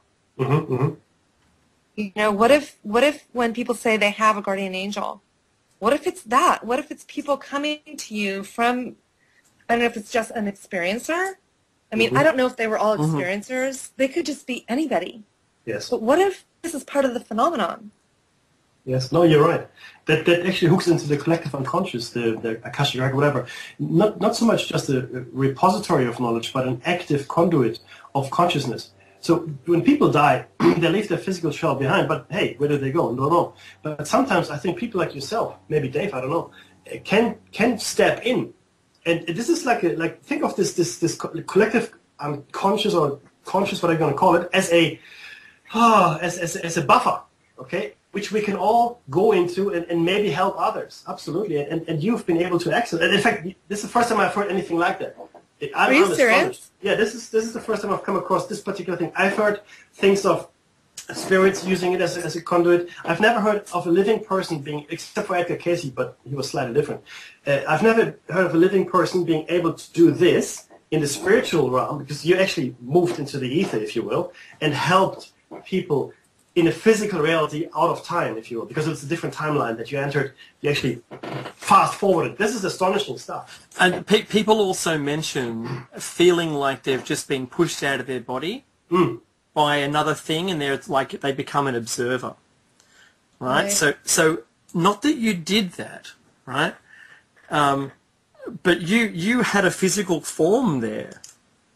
Just crazy. I know. Because she saw me, obviously, because she said, help my baby. Yes, exactly. Right. And you actually manifested physical power. You know what I mean? Like you undid the seatbelt. That's an extreme. I believe. Look, that's actually an extremely rare event. Okay. I mean, I wish I could find out who these people were. I mean, if I could connect. I mean, did they actually know the people were there helping them? Do you know what I mean? Or were they completely alone on the bus? Yes. Still, right. I know. Exactly. Yeah, that would give you a lot to rest on. Absolutely. Because when it happens to me, I see stuff well in advance of the future, and unfortunately, I can't do much about it. And when it comes up on the news, I go, "Oh, that's okay, that's that one." But the thing is this: when you change, and I've related this experience once before. When you do change something, like you have a premonition or déjà vu experience, which I had very strongly of a very small thing. Then it came up to the moment of where I knew what's going to happen. I did something else. I didn't do what I was meant to do or dreamt I would do or whatever, and it felt like a track had moved. It's, you know, when you've got a record player, old-fashioned vinyl, and the needle can jump. It was that feeling of the needle jumping, and me not doing what I was supposed to do. Being able to physically manifest that, and who knows, maybe I screwed the world up, I don't know. But what you've done is even more amazing, where the déjà vu did not happen. Sorry, let me rephrase this. Your future experience actually took place while you were doing it. Right. So you have parallel time streams running at different speeds. You were able to fast forward, access what happened, and like I said, I'm blown away by what you did. It's amazing. It's awesome. And I've never heard of anyone doing this, by the way.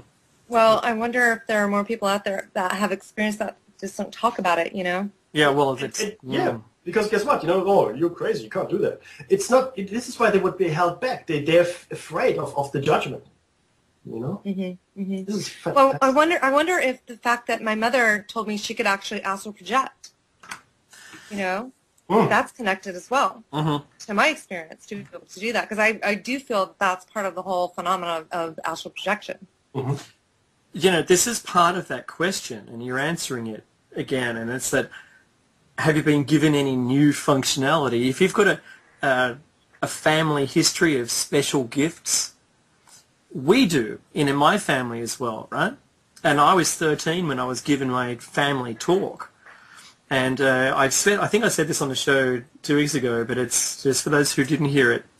My little 3-year-old fell down the stairs in my house. She rolled down the stairs. She wasn't hurt at all. She was upset. And I went to her aid immediately, and when I wiped the tears away, and she said, "I dreamt that I fell down the stairs last night." Mm. And I said, "What do you mean?" She goes, "Yeah, you were downstairs and I was walking down the stairs and I fell down the stairs in my dream." I had to have the family talk with her at 3, right? Now that sounds a bit weird. It's sort of like Bewitched when Tabitha does her first little nose twitch and makes some magic happen. And you've got to put them, I had to sit it down and say, you know what, if you have any dreams like this in the future, you just tell me and I'll help you. I said, and don't be scared, you're not going to fall down the stairs again. Right. You know what I mean? So, Yes. so in my family, that's what we've got, and we've always been sort of open about these kind of things. I know my mum was very closed. She pretended to be hard on the outside, but, we all knew she was soft and mushy on the inside. She didn't give anything away. It sounds like your family too. Mm. It's not something you can discuss, right? Yeah, that's funny you say that. It's not funny, actually. It's unfortunate because, I know that what happened with my daughter in that experience when she was 3 was real. And all throughout her life, I've always had this in the back of my mind, but I never wanted to bring it up because I didn't want to, frighten her at all. Mm-hmm. And then when I started coming out with the story, or my story, I should say, a year and a half ago, I started writing my blog, and I asked her if I had her permission to mention the incident that involved her, and she said, "No, that's fine, Mommy, but I just want you to know that I don't believe in it. I don't believe in it, and I don't want to talk about it. I don't want to talk about it." Mm-hmm. So that's really difficult because, obviously, unlike you, I did not open up those lines of communication early on, which I probably should have. And if anybody out there is listening to the show that has that in their family right now with having a child, and you are also an experiencer that has these frightening dreams or questions, if you just please be open with them. Mm-hmm. Yeah, it's so important. It really is. You're 100% correct. And this is really, because we've been taught by everybody to ignore it, because we don't want to be seen as a different. We're afraid of the judgment that will follow. But guess what? There are actually lots and lots, I'd say tens or hundreds of thousands of people that have this experience, Not to the same extent, I guess, not the same strength, but you're right. It's very important to keep an open mind, and it's a shame when you see people hide in fear. Yeah, well, look, when I was a kid, I used to dream that the visitors would fly past with a ladder at the bottom of their ship, and that I'd be collected by it, and that they'd bring me back. And my parents caught me digging because I couldn't talk about it, that my parents caught me digging a cave in my backyard and hiding in it. And they said, "Why are you doing that?" It's because they just keep coming and getting me, and I can't stop it. Mm. Do you know what I mean? So I realized really early on, and I think you've done the same. It's just, you accept it, yeah? Oh, yeah.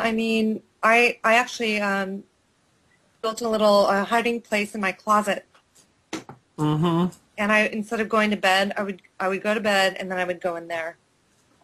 But inevitably, I don't know about you, but for me, I always knew when they were coming. Yeah, I do. And I knew that it didn't matter where I hid. It wouldn't matter.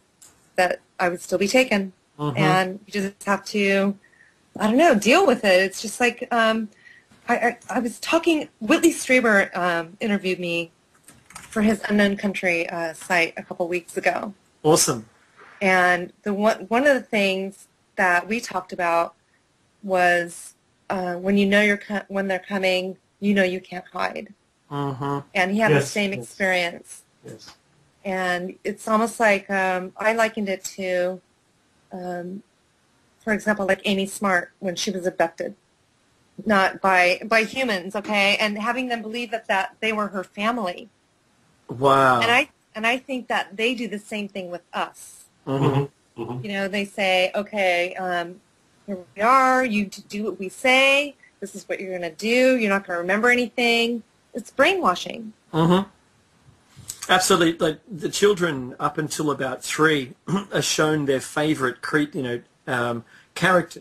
Mm-hmm. Mm-hmm. More so than anything else. My daughter's experience said up until she was 5, she said that these were her friends that came at night, and it totally changed on that screaming night to the little bears.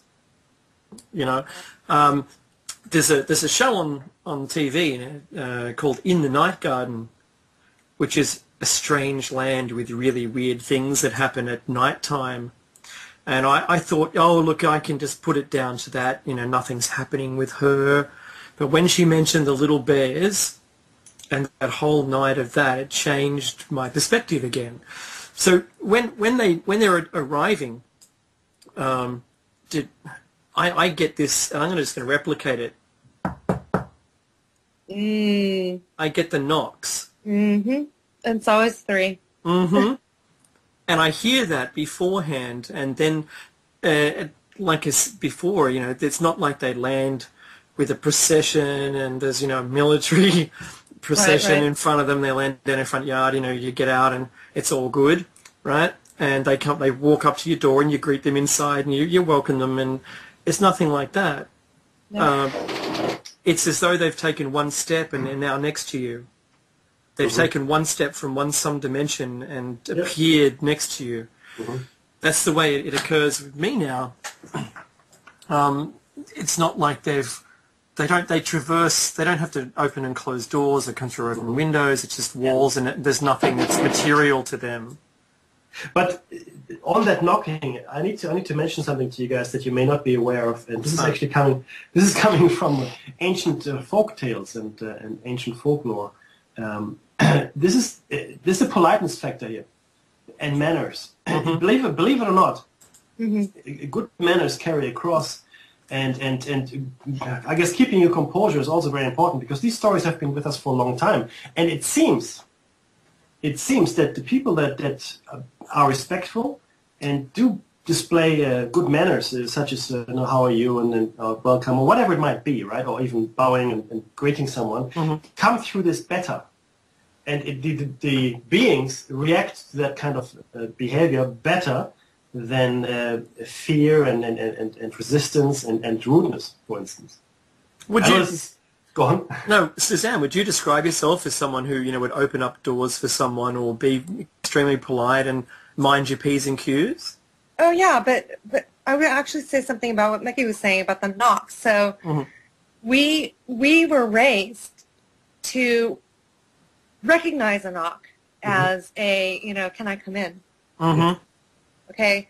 They know how we would react to that, and that's why they do that. Yep. Wow. I agree with you 100%. Is there any information that they've imparted on you? Yes, they have, actually. Is there any that you're allowed to talk about or you'd like to tell anyone? Sure. I don't understand it, so which is quite interesting. I have to say, earlier we were talking about the experience changing, and I said that my experience actually went from a completely malevolent, I'm going to say, relationship to almost like I had graduated to the next level of the experience. And when I was 9 or 10 years old, I can't remember exactly, went aboard a craft. And when I was on this craft, it was almost like a non-threatening situation for the first time ever in my life. Wow. I wasn't afraid. It changed, yeah? It totally changed. And I have, you know, I don't remember actually boarding it. I just remember appearing on it. And I was in the middle of this room, and it was completely cylindrical or circular, and there were grays in there, and there were a boy and a girl, teenage, and I'm going to call them hybrids because they looked very human. And everybody was working. They were all working on, I don't know, various things. And in my mind, when I was a kid, I was thinking about Star Trek. I remember that. I was thinking, oh, my God, this is Star Trek, you know. but there were no buttons. There were no knobs. It was almost like a smooth surface where they just, like, it was almost like putting your hand on a mouse and moving it across a smooth surface. So as they're doing these things, all the gray little workers, whatever, were doing their thing. And then the boy and the girl, they were the only ones that turned around and looked at me. Were they hybrids or did... I'm guessing they were. Because why else would they be there doing this work? Do you know what I'm saying? They didn't seem afraid. They did not feel human to me. But part of them did because they were the only ones that actually made contact with me. They acknowledged you being there. They acknowledged me being there, which I thought was weird. And everybody else, they were just like ants, and they were just doing their thing. That's been my description. Oh, my God. Yeah. Right. Because ants that don't seem to have any care that you're there. Like the Borg from Star Trek. Right. Right? Exactly. Yeah, you're on a drone ship. They're just doing their business. You can walk past and they pay no attention to you. Yeah. Exactly. And there was this one being in the middle of the room, and I mean, he was enormous, and he was probably, I'm going to say, at least 7 feet tall. Yeah, I was going to say 7. My ex-husband was 6'4", so he's taller than him. And he had on this like a robe, but it wasn't like fabric. It looked like shimmering mercury, like liquid. Yep. And as he walked across, did you say yep? Yep. Go on. You understand that? You've heard this before. Are you kidding me? No. Keep going. Keep going. All right. So he tells me to come with him, and he, obviously, again, telepathic. But so I go over, and he shows me the side of this wall, and he wipes his hand across the wall, and it opens up like a window, and I could see the earth. All I can say. So it was like now I get the perspective of where I am, but I was not afraid. Yeah. Yeah. And he looked at me, and he gave me an algebraic equation, okay? And I laughed, and I said, I'm horrible at math. What is this? And he said, when it is time, you will understand it. Wow. Yes. Okay. Then he also, about 4 months ago, a symbol came to me, and I drew it, and I've been trying to figure out what it is, and I have it on my Facebook page, and if anybody out there who goes to my Facebook page, if they know what this means, please tell me, because it's driving me nuts. Okay, I'm going there right I'm doing the same thing. So there right now as we speak. Well, in fact, I'll post it in the chat room so others can see it, and it'll be in the show notes. Thank you. Awesome, awesome. You know, it was weird because I was actually writing my blog, and I started to doodle from right to left, and it started out with a circle, and it was just these little, I don't know, like lines and half circles and whatever. So I just thought, why is this coming to me? Maybe I'm just, scribbling, whatever. And then another thing that he said was, the cure for cancer is something that we use every day, and we're trying too hard and we're looking too far. It's right under your nose. The thing with that is I agree with you 100%. In fact, there was a guy in Melbourne who was killed because he came up with it. The cure for cancer, that is. Wow. Yeah, Really? I'll go into that some other time. But yeah, it's actually within our bodies right now. Yes. So what is it? It's your, okay, I always get this mixed up. You've got a lower intestine, and you've got the upper intestine, right, in English? And right. There's one of the intestine groups does not ever get cancer.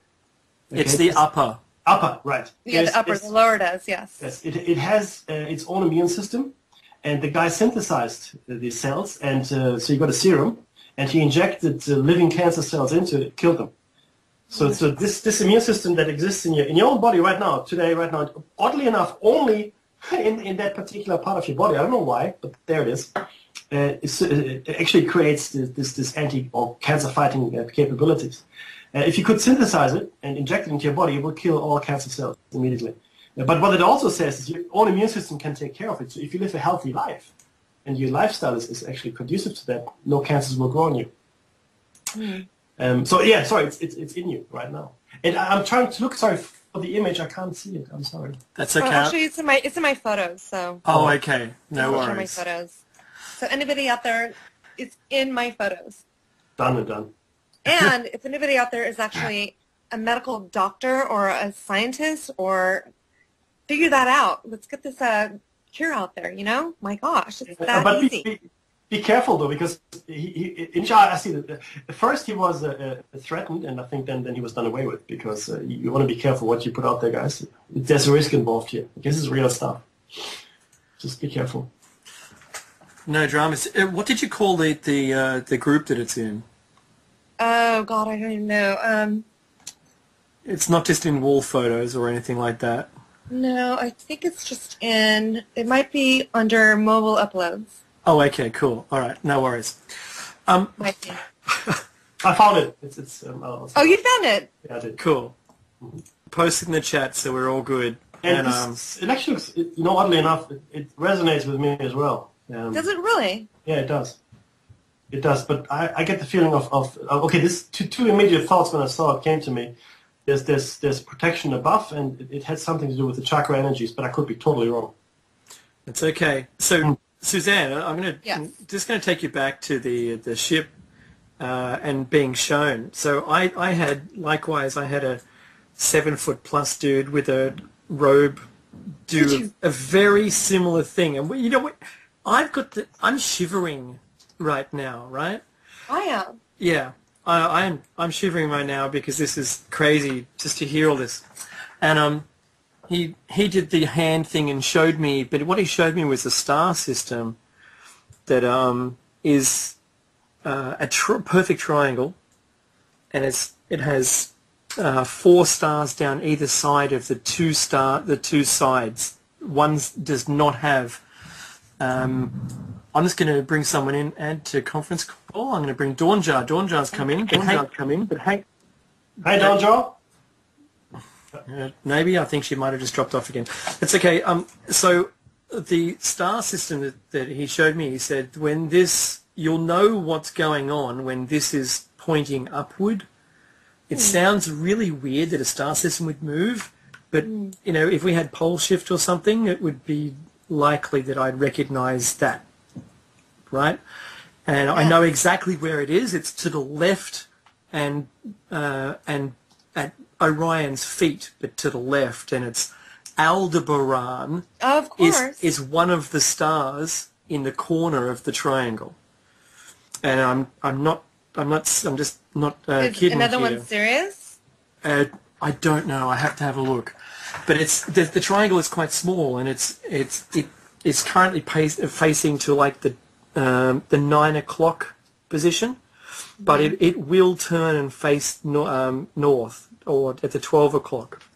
And he said that's the indicator, whatever that means.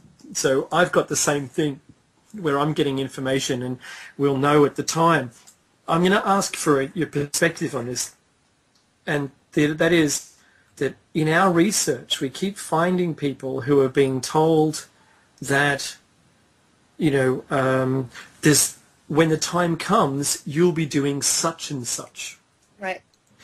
Whether it's like standing on the corner directing people, or you'll be helping in some way. You'll be allowing people to understand that everything's okay. Do you know what I mean? Like, do you get the same impression? I do. In fact, I got a message that I was a conduit. Wow. And after all this time that I've kept this inside, it was time to come out, and I was going to be a connector. And that's one of the reasons why I started doing radio. I really feel strongly that we are all going to join hands on this together, and that the strength in our conscious awareness is what's going to save this earth from ultimate destruction. I've gotten that message as well. It's so easy to be distracted by what's going here on earth and not pay attention to the things that we need to really listen to. Like, everybody needs to listen to the messages that are given to them, no matter where they're from. Yeah. I hear you. So many people just don't. There's too much ego. Let's just put it that way. Simple as that. Mm-hmm. Ego is destroying the world. Yeah. So if we let go of the fear and we let go of the ego, Yes. That's like the first step right there. You're 100% correct. It's what we like to call Buddha consciousness in a way, right? You have to let go of your fear, number one. You have to let go of your ego preconceptions, and you have to let go of anything that ties you down emotionally. You're 100% correct. Yeah, that's what I'm getting. I mean, like I said, I've only been doing this a very short time. I can't believe that I've been so fortunate to have these platforms and these forums to try and help other people like me to get this out there. Mm-hmm. You know, and if more people listen to, you know, I'm a hairdresser, okay? I'm a simple person. I have 2 kids. But you know what? It happens to everybody. Mm-hmm.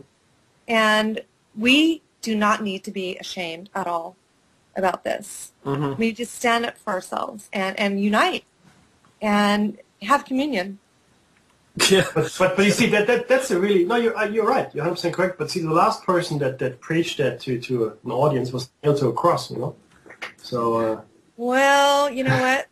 It's worth it for me. I agree. At this point. You're right. You're 100% correct. We shouldn't let fear take us over. I have a question. Right there. No, but it is. You're right. You're 100% correct. That's it. I have a question there for you. No, 2 questions in fact. One was around the symbol, and Dawn Jaw quite rightly pointed out it looks very similar to a crop circle design. Yeah, it does. It does absolutely. What is your view on those, or do you have any information on them? You know what? That is something that I have not really delved into a lot. Mm-hmm. There have been a few that have been really very interesting, and the one that was the message that was sent to space Mm-hmm. that they mimic back, but with different symbols. I thought that was fascinating, and you know, obviously there are no track marks around it. So what could be causing these things? Yeah. I mean, they all happen in England mostly. Why is that? Yep. Are they really experts? I mean, I think about, you know, the Nazca lines, and I think about, you know, all of those things that you see only from space. So there's definitely some. How does that all tie in? Yeah. Again, correct. It's actually one of the enigmas that I personally can't explain, to be honest with you, yet. And I don't know if Dave has got any further. Well, you know. I know, Dave. Yeah, exactly. Look, we've got Stonehenge-like things all around the planet. And in fact, there's one near me up here in the Central Coast on Australia's eastern coastline that's only visible when you're on the mountain and it's a moon. And reflecting from the water is the same circle shape with the same things, which are all man-made. That's very odd. Now, one of the things that's found around crop circles, or it's less reported, is the small, bright, white, you know, spherical thing about a foot across that dances around the field, and in the morning, there you go, you've got your crop circle. You know, I actually saw a video on YouTube about that, which was really amazing, that they were driving on a highway, and they saw these orbs flying over this field, and the next day, lo and behold, crop circle. Crop circle, yeah. I was going to ask you, what was the shape of the ship that you saw when you were driving? What was it? You know what? It was so fast that we actually did not see an actual shape. It was actually a flash of green light, almost like a laser. Wow. But it was so bright you couldn't see the actual shape of the craft itself. But I have seen, in the past year, I have seen 3 crafts all during the day, which is something that I'm really quite amazed at, because my whole life I've never really seen a nighttime sighting. But then all of a sudden I'm seeing all of these daytime sightings. So are they just appearing more, or are we just looking more? Yeah, I'm hearing you. Like you said before, we've all got cameras now on our phones. Right. We record a lot more. We're out there. There's a lot more of us as well. My mother told me, you know, watch out for the orange ones and the red balls. Don't go anywhere near the red balls. They're bad. Oh, my God. Right? I'm so fascinated about your mother. Yeah, well, she and my grandmother. My grandmother was confronted in a kitchen in, I think it was around about the 30s or the 40s, by a white, foot across glowing. It wasn't really a sphere. It was a round glowing light, right? Wow. And she told that story as well. So, but unfortunately, my mother's passed away. My grandmother in her deathbed gave out a whole bunch of information. My mother did exactly the same thing. And I'm not going to be like that. And Mekki and I used to be entertainment for our friends at parties talking about this stuff. And So good. and I hear you right now. yeah, and so dead set, just like a funnel, we've fallen into Revolution Radio and freedomslips.com. With like a funnel, all the people that are here right now are all doing exactly the same thing, and we're compelled to begin this story, to start telling everyone about it. That's right. And look at the same experience. Dave fell, he pulled me along, I should say. But and everyone we talk to now feels even more compelled to tell people about it. Yeah. So there's this groundswell of people wanting to awaken everybody. Yeah. Well, I have two daughters. One's 26 and the other one's 20. And my 20-year-old, about 4 years ago, I would hang out with her and her girlfriends or whatever, and she'd say, "Hey, Mommy, tell Amy about your UFO stories." And, I'm a little shy because I'm still kind of, I don't know, at that point I was not really that open about it. But I don't want to feel like it's like some sort of a parlor thing, you know what I mean? It's real. It's not something to be scoffed at.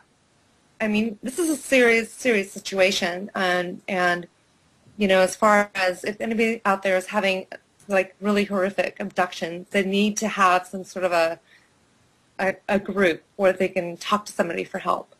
I never had that. I don't know if you guys ever have, but Not at all. Not in Australia. They are out there. They are out there, and I liken it to, I don't want to say this, like Alcoholics Anonymous, where they sit around and they share, their life and get support. It's okay to talk about it, and that's why I'm doing this.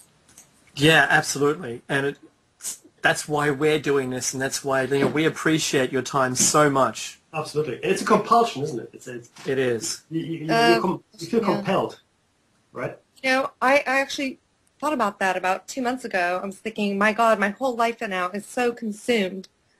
And I'm writing a book. Mm-hmm. I am writing my blog. I'm working on a TV project. Serious situation. And all of a sudden I felt like... Okay, go on, turn your radio down. Out there is having, so I get really horrific. Okay. Thanks, I feel like Dawn. I need to take that back a little bit. Something told me, I got a message, it said, you need to step back 40%. Wow. And I thought, you know what? I do have a life as well. And as passionate as we are, we need to stay focused on our families, okay? It's so easy to be so consumed because you're so passionate.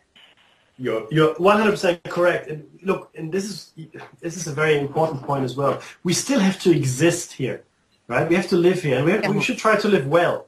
The best way to beat this is to live well, live by example. Don't go and kick somebody when they're on the ground. Help them up, but do live well for yourself. Live well for your family. I mean, make the money. Why not? I mean, this is how we trade things here, right? I mean, we have to live, and you know what? People respect you more if you wear a suit. It's stupid, right? It's insane. Yeah. But if you wear a tie, I had this experience once at uni. One day I was working in a department store. I had to wear a suit and tie, and the lunch lady served me really well, and Mr. and Sir and blah blah blah. And the next day I wore my jeans and a jumper, and I was just one of the crowd, right? So that's just how it is. So you're right. We have to focus. We have to remember that we live a life here. And sorry, just to let everyone know, we have some extra time, so we're not going to go off the air in 2 minutes. We're going to go on a bit longer, if that's okay with everybody. Sounds great. Fantastic. And I have a question though for you, and this is, I don't know, Dave. I want to talk about 2012 and what it means to you, Suzzanne. Oh God. Yeah, I know. Had to come, right? You had to ask me that question, Had to. I'm sorry, but No. Just curious, right? What do you think 2012 means, if anything? And I firstly, got all over the place. Firstly, I love your reaction. You know why I did that, right? Mm-hmm. Well, I mean, how many times has somebody said, the end of the world is going to be this day, blah, blah, blah. I thought about it a little bit because, obviously the Mayan connection and, the calendar, but time was created by man for his own benefit. Agreed. Okay, so therefore, that being said, any calendar is subject to change. Yes. Our universe changes constantly, so then our coordinates not changing as well. So that changes our calendar. But we keep track of time to do our business, what have you. The sunrise at this time and it sets at this time. We have to get up and go to work. But to put a timeline on an actual physical date of the demise of Terra Firma, I would have to say no. But I will say that consciously, I do believe it's a new beginning of something completely different. Yeah. Yeah, I hear you there. But there was. What do you think? What do I think? Yeah. Well, okay. What I've seen and what my two daughters of 3 and 5 have told me about the date, which matched. We in fact were given information on the same evening. That one differs slightly from the worldview. I don't know the actual date, though I can tell you it looks to be spring or summer in this country, which would be autumn or winter in America. Okay. It's a perfectly sunny day. I know exactly where we are when whatever it is going on. I don't know what it is that's going on, but all I know is an aluminium-shaped rod kind of thing grabs me on my left arm while I cower behind our water tank, and it immediately grabs my left arm, my left upper arm, and when it does, I become weightless and I'm taken up into the sky. I look down at my poor partner and my youngest daughter, and I'm being taken away from them. I don't know where my eldest daughter is. I have no clue. The next day, my eldest daughter asks me what happens to the earth when all the people and the animals aren't on it anymore. I'm serious. My eldest asked me that, and I go, the trees would pull down the buildings and, blah, blah, blah. And then my youngest daughter says, why did you leave Mummy and I behind? Same experience. That was the screaming night when they were screaming, right? And that was the next day. We all woke up like nothing had happened, and then they started asking me really weird questions which matched what I saw. But then I heard there was I was listening to another rebroadcast of another station. I was about 6 months old, and it was a guy that he said goodbye to his family and got on a 4x4 and drove up to the mountain to look after his sheep or whatever. And the next thing, he never returns. They send 200 people, and this is in America, 200 people out onto the mountain to try and find the fellow. They can't find him anywhere. They find a 4x4 with neatly folded clothes on it. Oh my God. And you think, that's a suicide, right? Two fishermen, he's never found, 2 fishermen on the other side of the mountain saw a UFO and reported to their local authorities. They've reported a beam of light coming down and a rod thing attached to the left upper arm of this guy being taken up into the ship. I'm not kidding you, right? And they found I think he was fighting it or whatever, right? They found his body eventually, and the left upper arm was crushed so significantly. And those two stories didn't get joined together for about 6 months. And when they found that they were the same person describing the same thing, but just from 2 different viewpoints, they eventually found the body, yeah? And I rang up that station trying to get more detail on it, and I couldn't. They just had nothing. When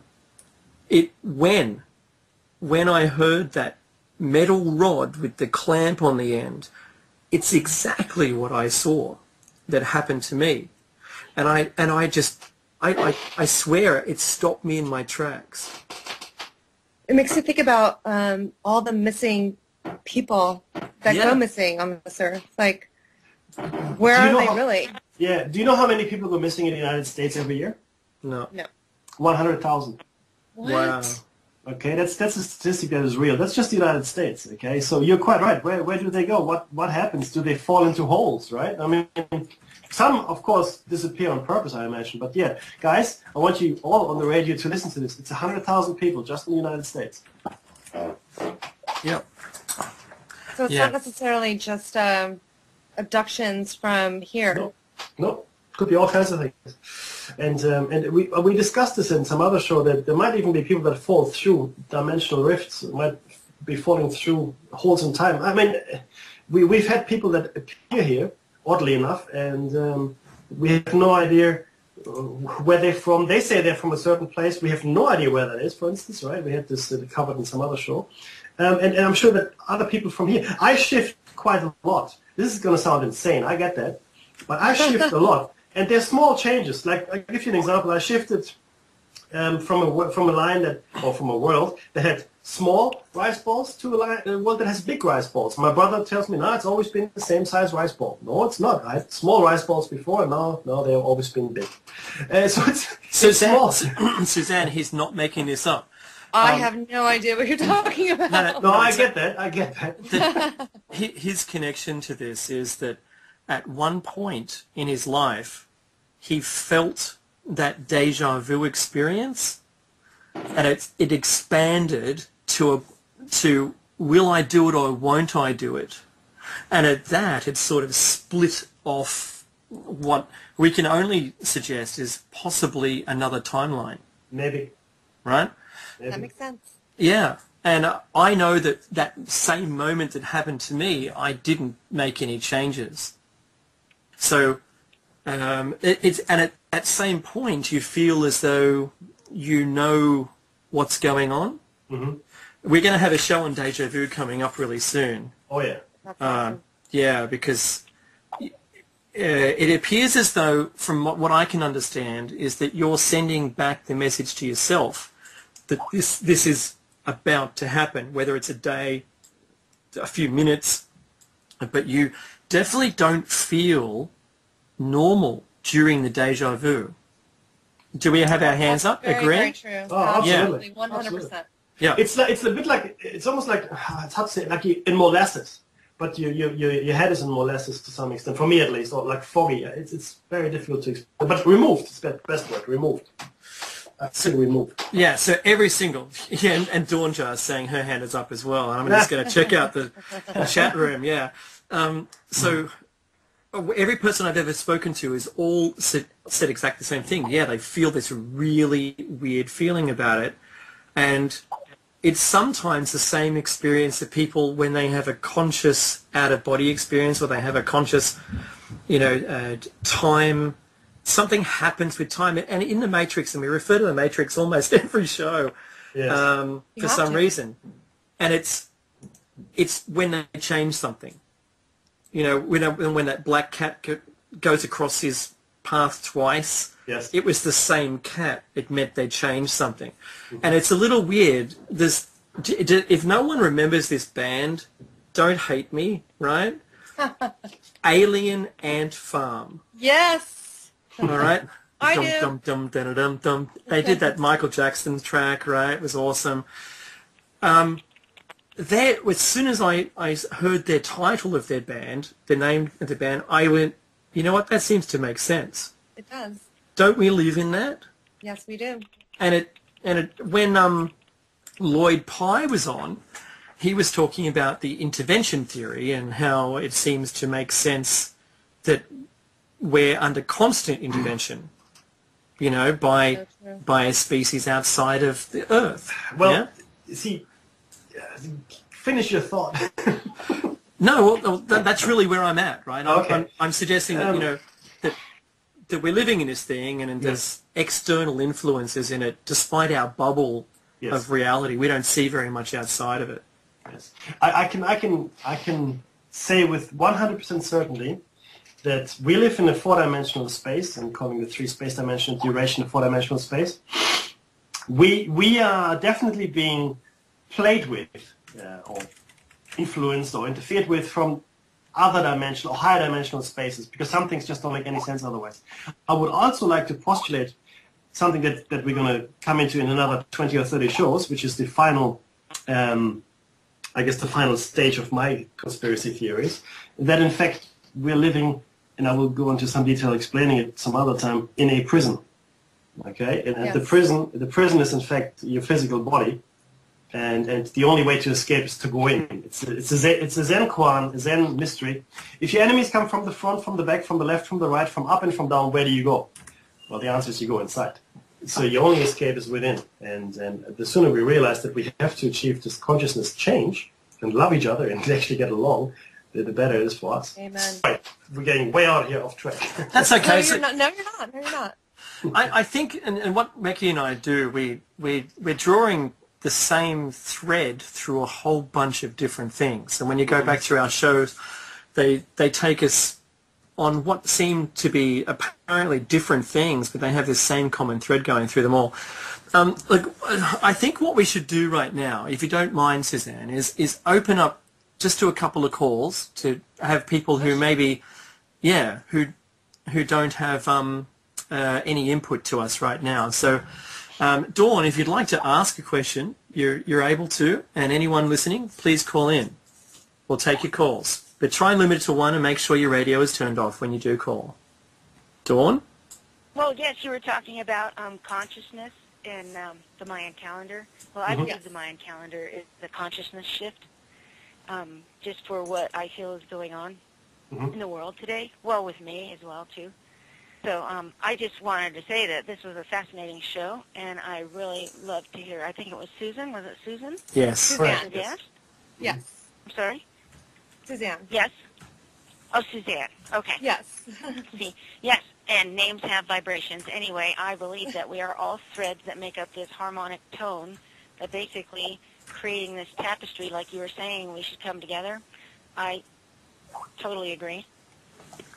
Well, that's the way it's supposed to be, and I think we're actually collectively going to raise the vibration of the earth, and Yes. that's going to be something. I almost feel like there's going to be like a psychic war. Yes. I got yes. I got that message. Yes. Yeah. Okay. And that's Becky, there's why your we are all Fibonacci. hanging out I right know. I know. Hey, guys, yeah, Okay, look. right on, right on. Hey, you know what? You just now said it, too, because there's going to be at least 12 nodal points where people are going to be at, or where energy structure is going to come breathing in and out of the earth. It breathes in on one, and then it exhales through in between those 12 to make the Icasa-Dodeca relationship. And when this light comes out of the earth, and I believe that according to Diana Cooper, the hollow earth will open up. And if it does, then it's like shimmers, like with this plasma kind of thing, and it communicates with 6 other pyramids around, and they do the same. But also, and that's in the dodecahedron, icosahedron relationship. So when the earth breathes in and out like the humans breathe in and out, to all breath of life, where all breath of life comes. Dawn, Yes. do me a huge favor. Can you please add me on Facebook? Are you on Facebook? Yes, they did post the link. I Okay. just got on Facebook. Add me. I'm a I would love to newbie. chat with you further about this. Yeah. Yes, you know what? I was just like talking on and on to myself and trying to keep up with typing, and it wouldn't work. And then I didn't want to, go overboard and type too much because. I think it's fascinating what you're saying. Okay, It's so very true. So thank you right, so you much know for what? calling in. We have to unite. The time is now. It The is. time is what we make it, and it's now. Yes. I felt that 2 years ago. I was already late into even saying something about it. Do you know, that's So, funny. We've now said I gotta exactly the start same talking. thing. The problem is Yes, this. okay, you are.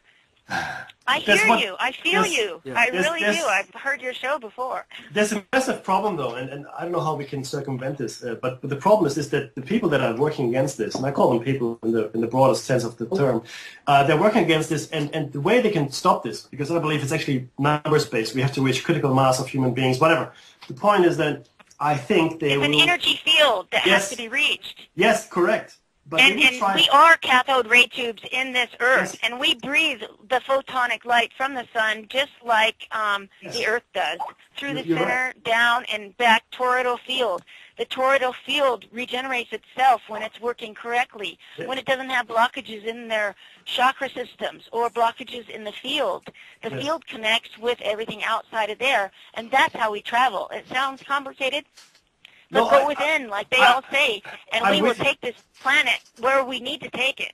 I'm with you 100%, but they will try to kill a lot of us. This is the problem. There's going to be a massive depopulation. Well, yes, I believe that too. However, when your mind is focused on a certain direction, you don't fall into the folly of playing that vision in your mind. So then you know what truth is, and you're following your heart. Because that's why everyone's coming together, and we have to make this field. And it's just, flows from the heart. And you can let it out at that level. You can let it out at the solar plex level, and it will connect on different levels of the grid. It will make a harmonic tone with all of our chakras. And then you vibrate to the next ring of light. We're going to the next spectra of light, and the 12th is the middle. The connection, or the 13th, the space between that area is the connection to the next grid, like a chromatic scale is 13 notes. Well, these are all like the F sharps and Fs and everything in between each field. And each field has a different vibratory rate. So we all can move through that if you just focus on the center, the heart. It is coming together, and it's that grid. It's a love feeling that creation knows, that the earth knows, that everything that's on this earth that replicates does know. You're absolutely That's right. That's feeling right there, and you can't explain it because it goes into a field. It goes into a waveform. You're absolutely right. We are all conduits. We have to do this thing. And do you know what? I think we're right. We're on the cusp. The cusp. Always on the cusp. Yeah, we're on the cusp. We're on the cusp. We're also on the cusp of the end of the show. So I'd like to thank everyone who is listening. Dawn, you're amazing. Thank you for contributing so much. And you guys are amazing. Thanks for setting the field up, thank you like so you much, were saying Dawn. before. Yeah, Dawn, thank you very much. Do you know what? Look, if you're interested, and I know we all are, Suzzanne has a blog. I'm just going to post that into the chat room. Yes, thank you. It's thank called you for the guide. It helps.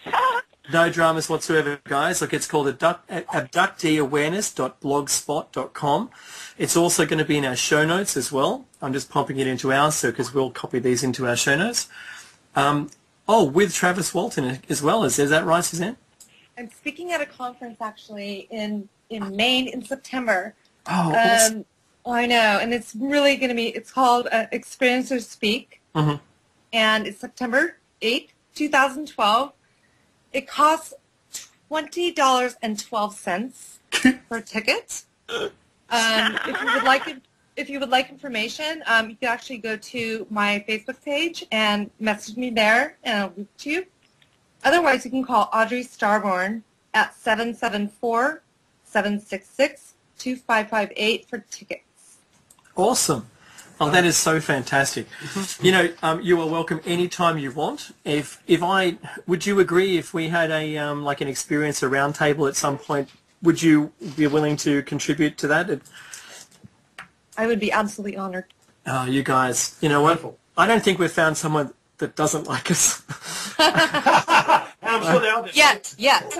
Well, yeah, there's always a yet. And Michio Kaku, one day maybe that would be fantastic. Oh, my God. I've actually asked him to come on the show. All right. So, look, thank you to everyone. Thank you, everyone who's listening to this on Facebook. YouTube. If you follow us on Facebook, Twitter, and YouTube, get along. Jump into the chat room. You've heard how we've been able to interact with everyone. Dawn Jar is a huge contributor to the show. Thank you, everyone. Thank you. I'm sorry to all those people we couldn't accept as calls. It just wasn't the right time. Sorry, guys. But hang on and do the same thing next time it comes up. Next week, we have Andy Thomas, author of The Truth Agenda. It's also another visitors. It's also another visitors. What can I say? Look, hang in tight in next week. You're going to really need your tinfoil hat on. Oh, yes. Shiny side out, of course. And thank you, everyone. Thank you, Suzzanne. Thank you guys so much.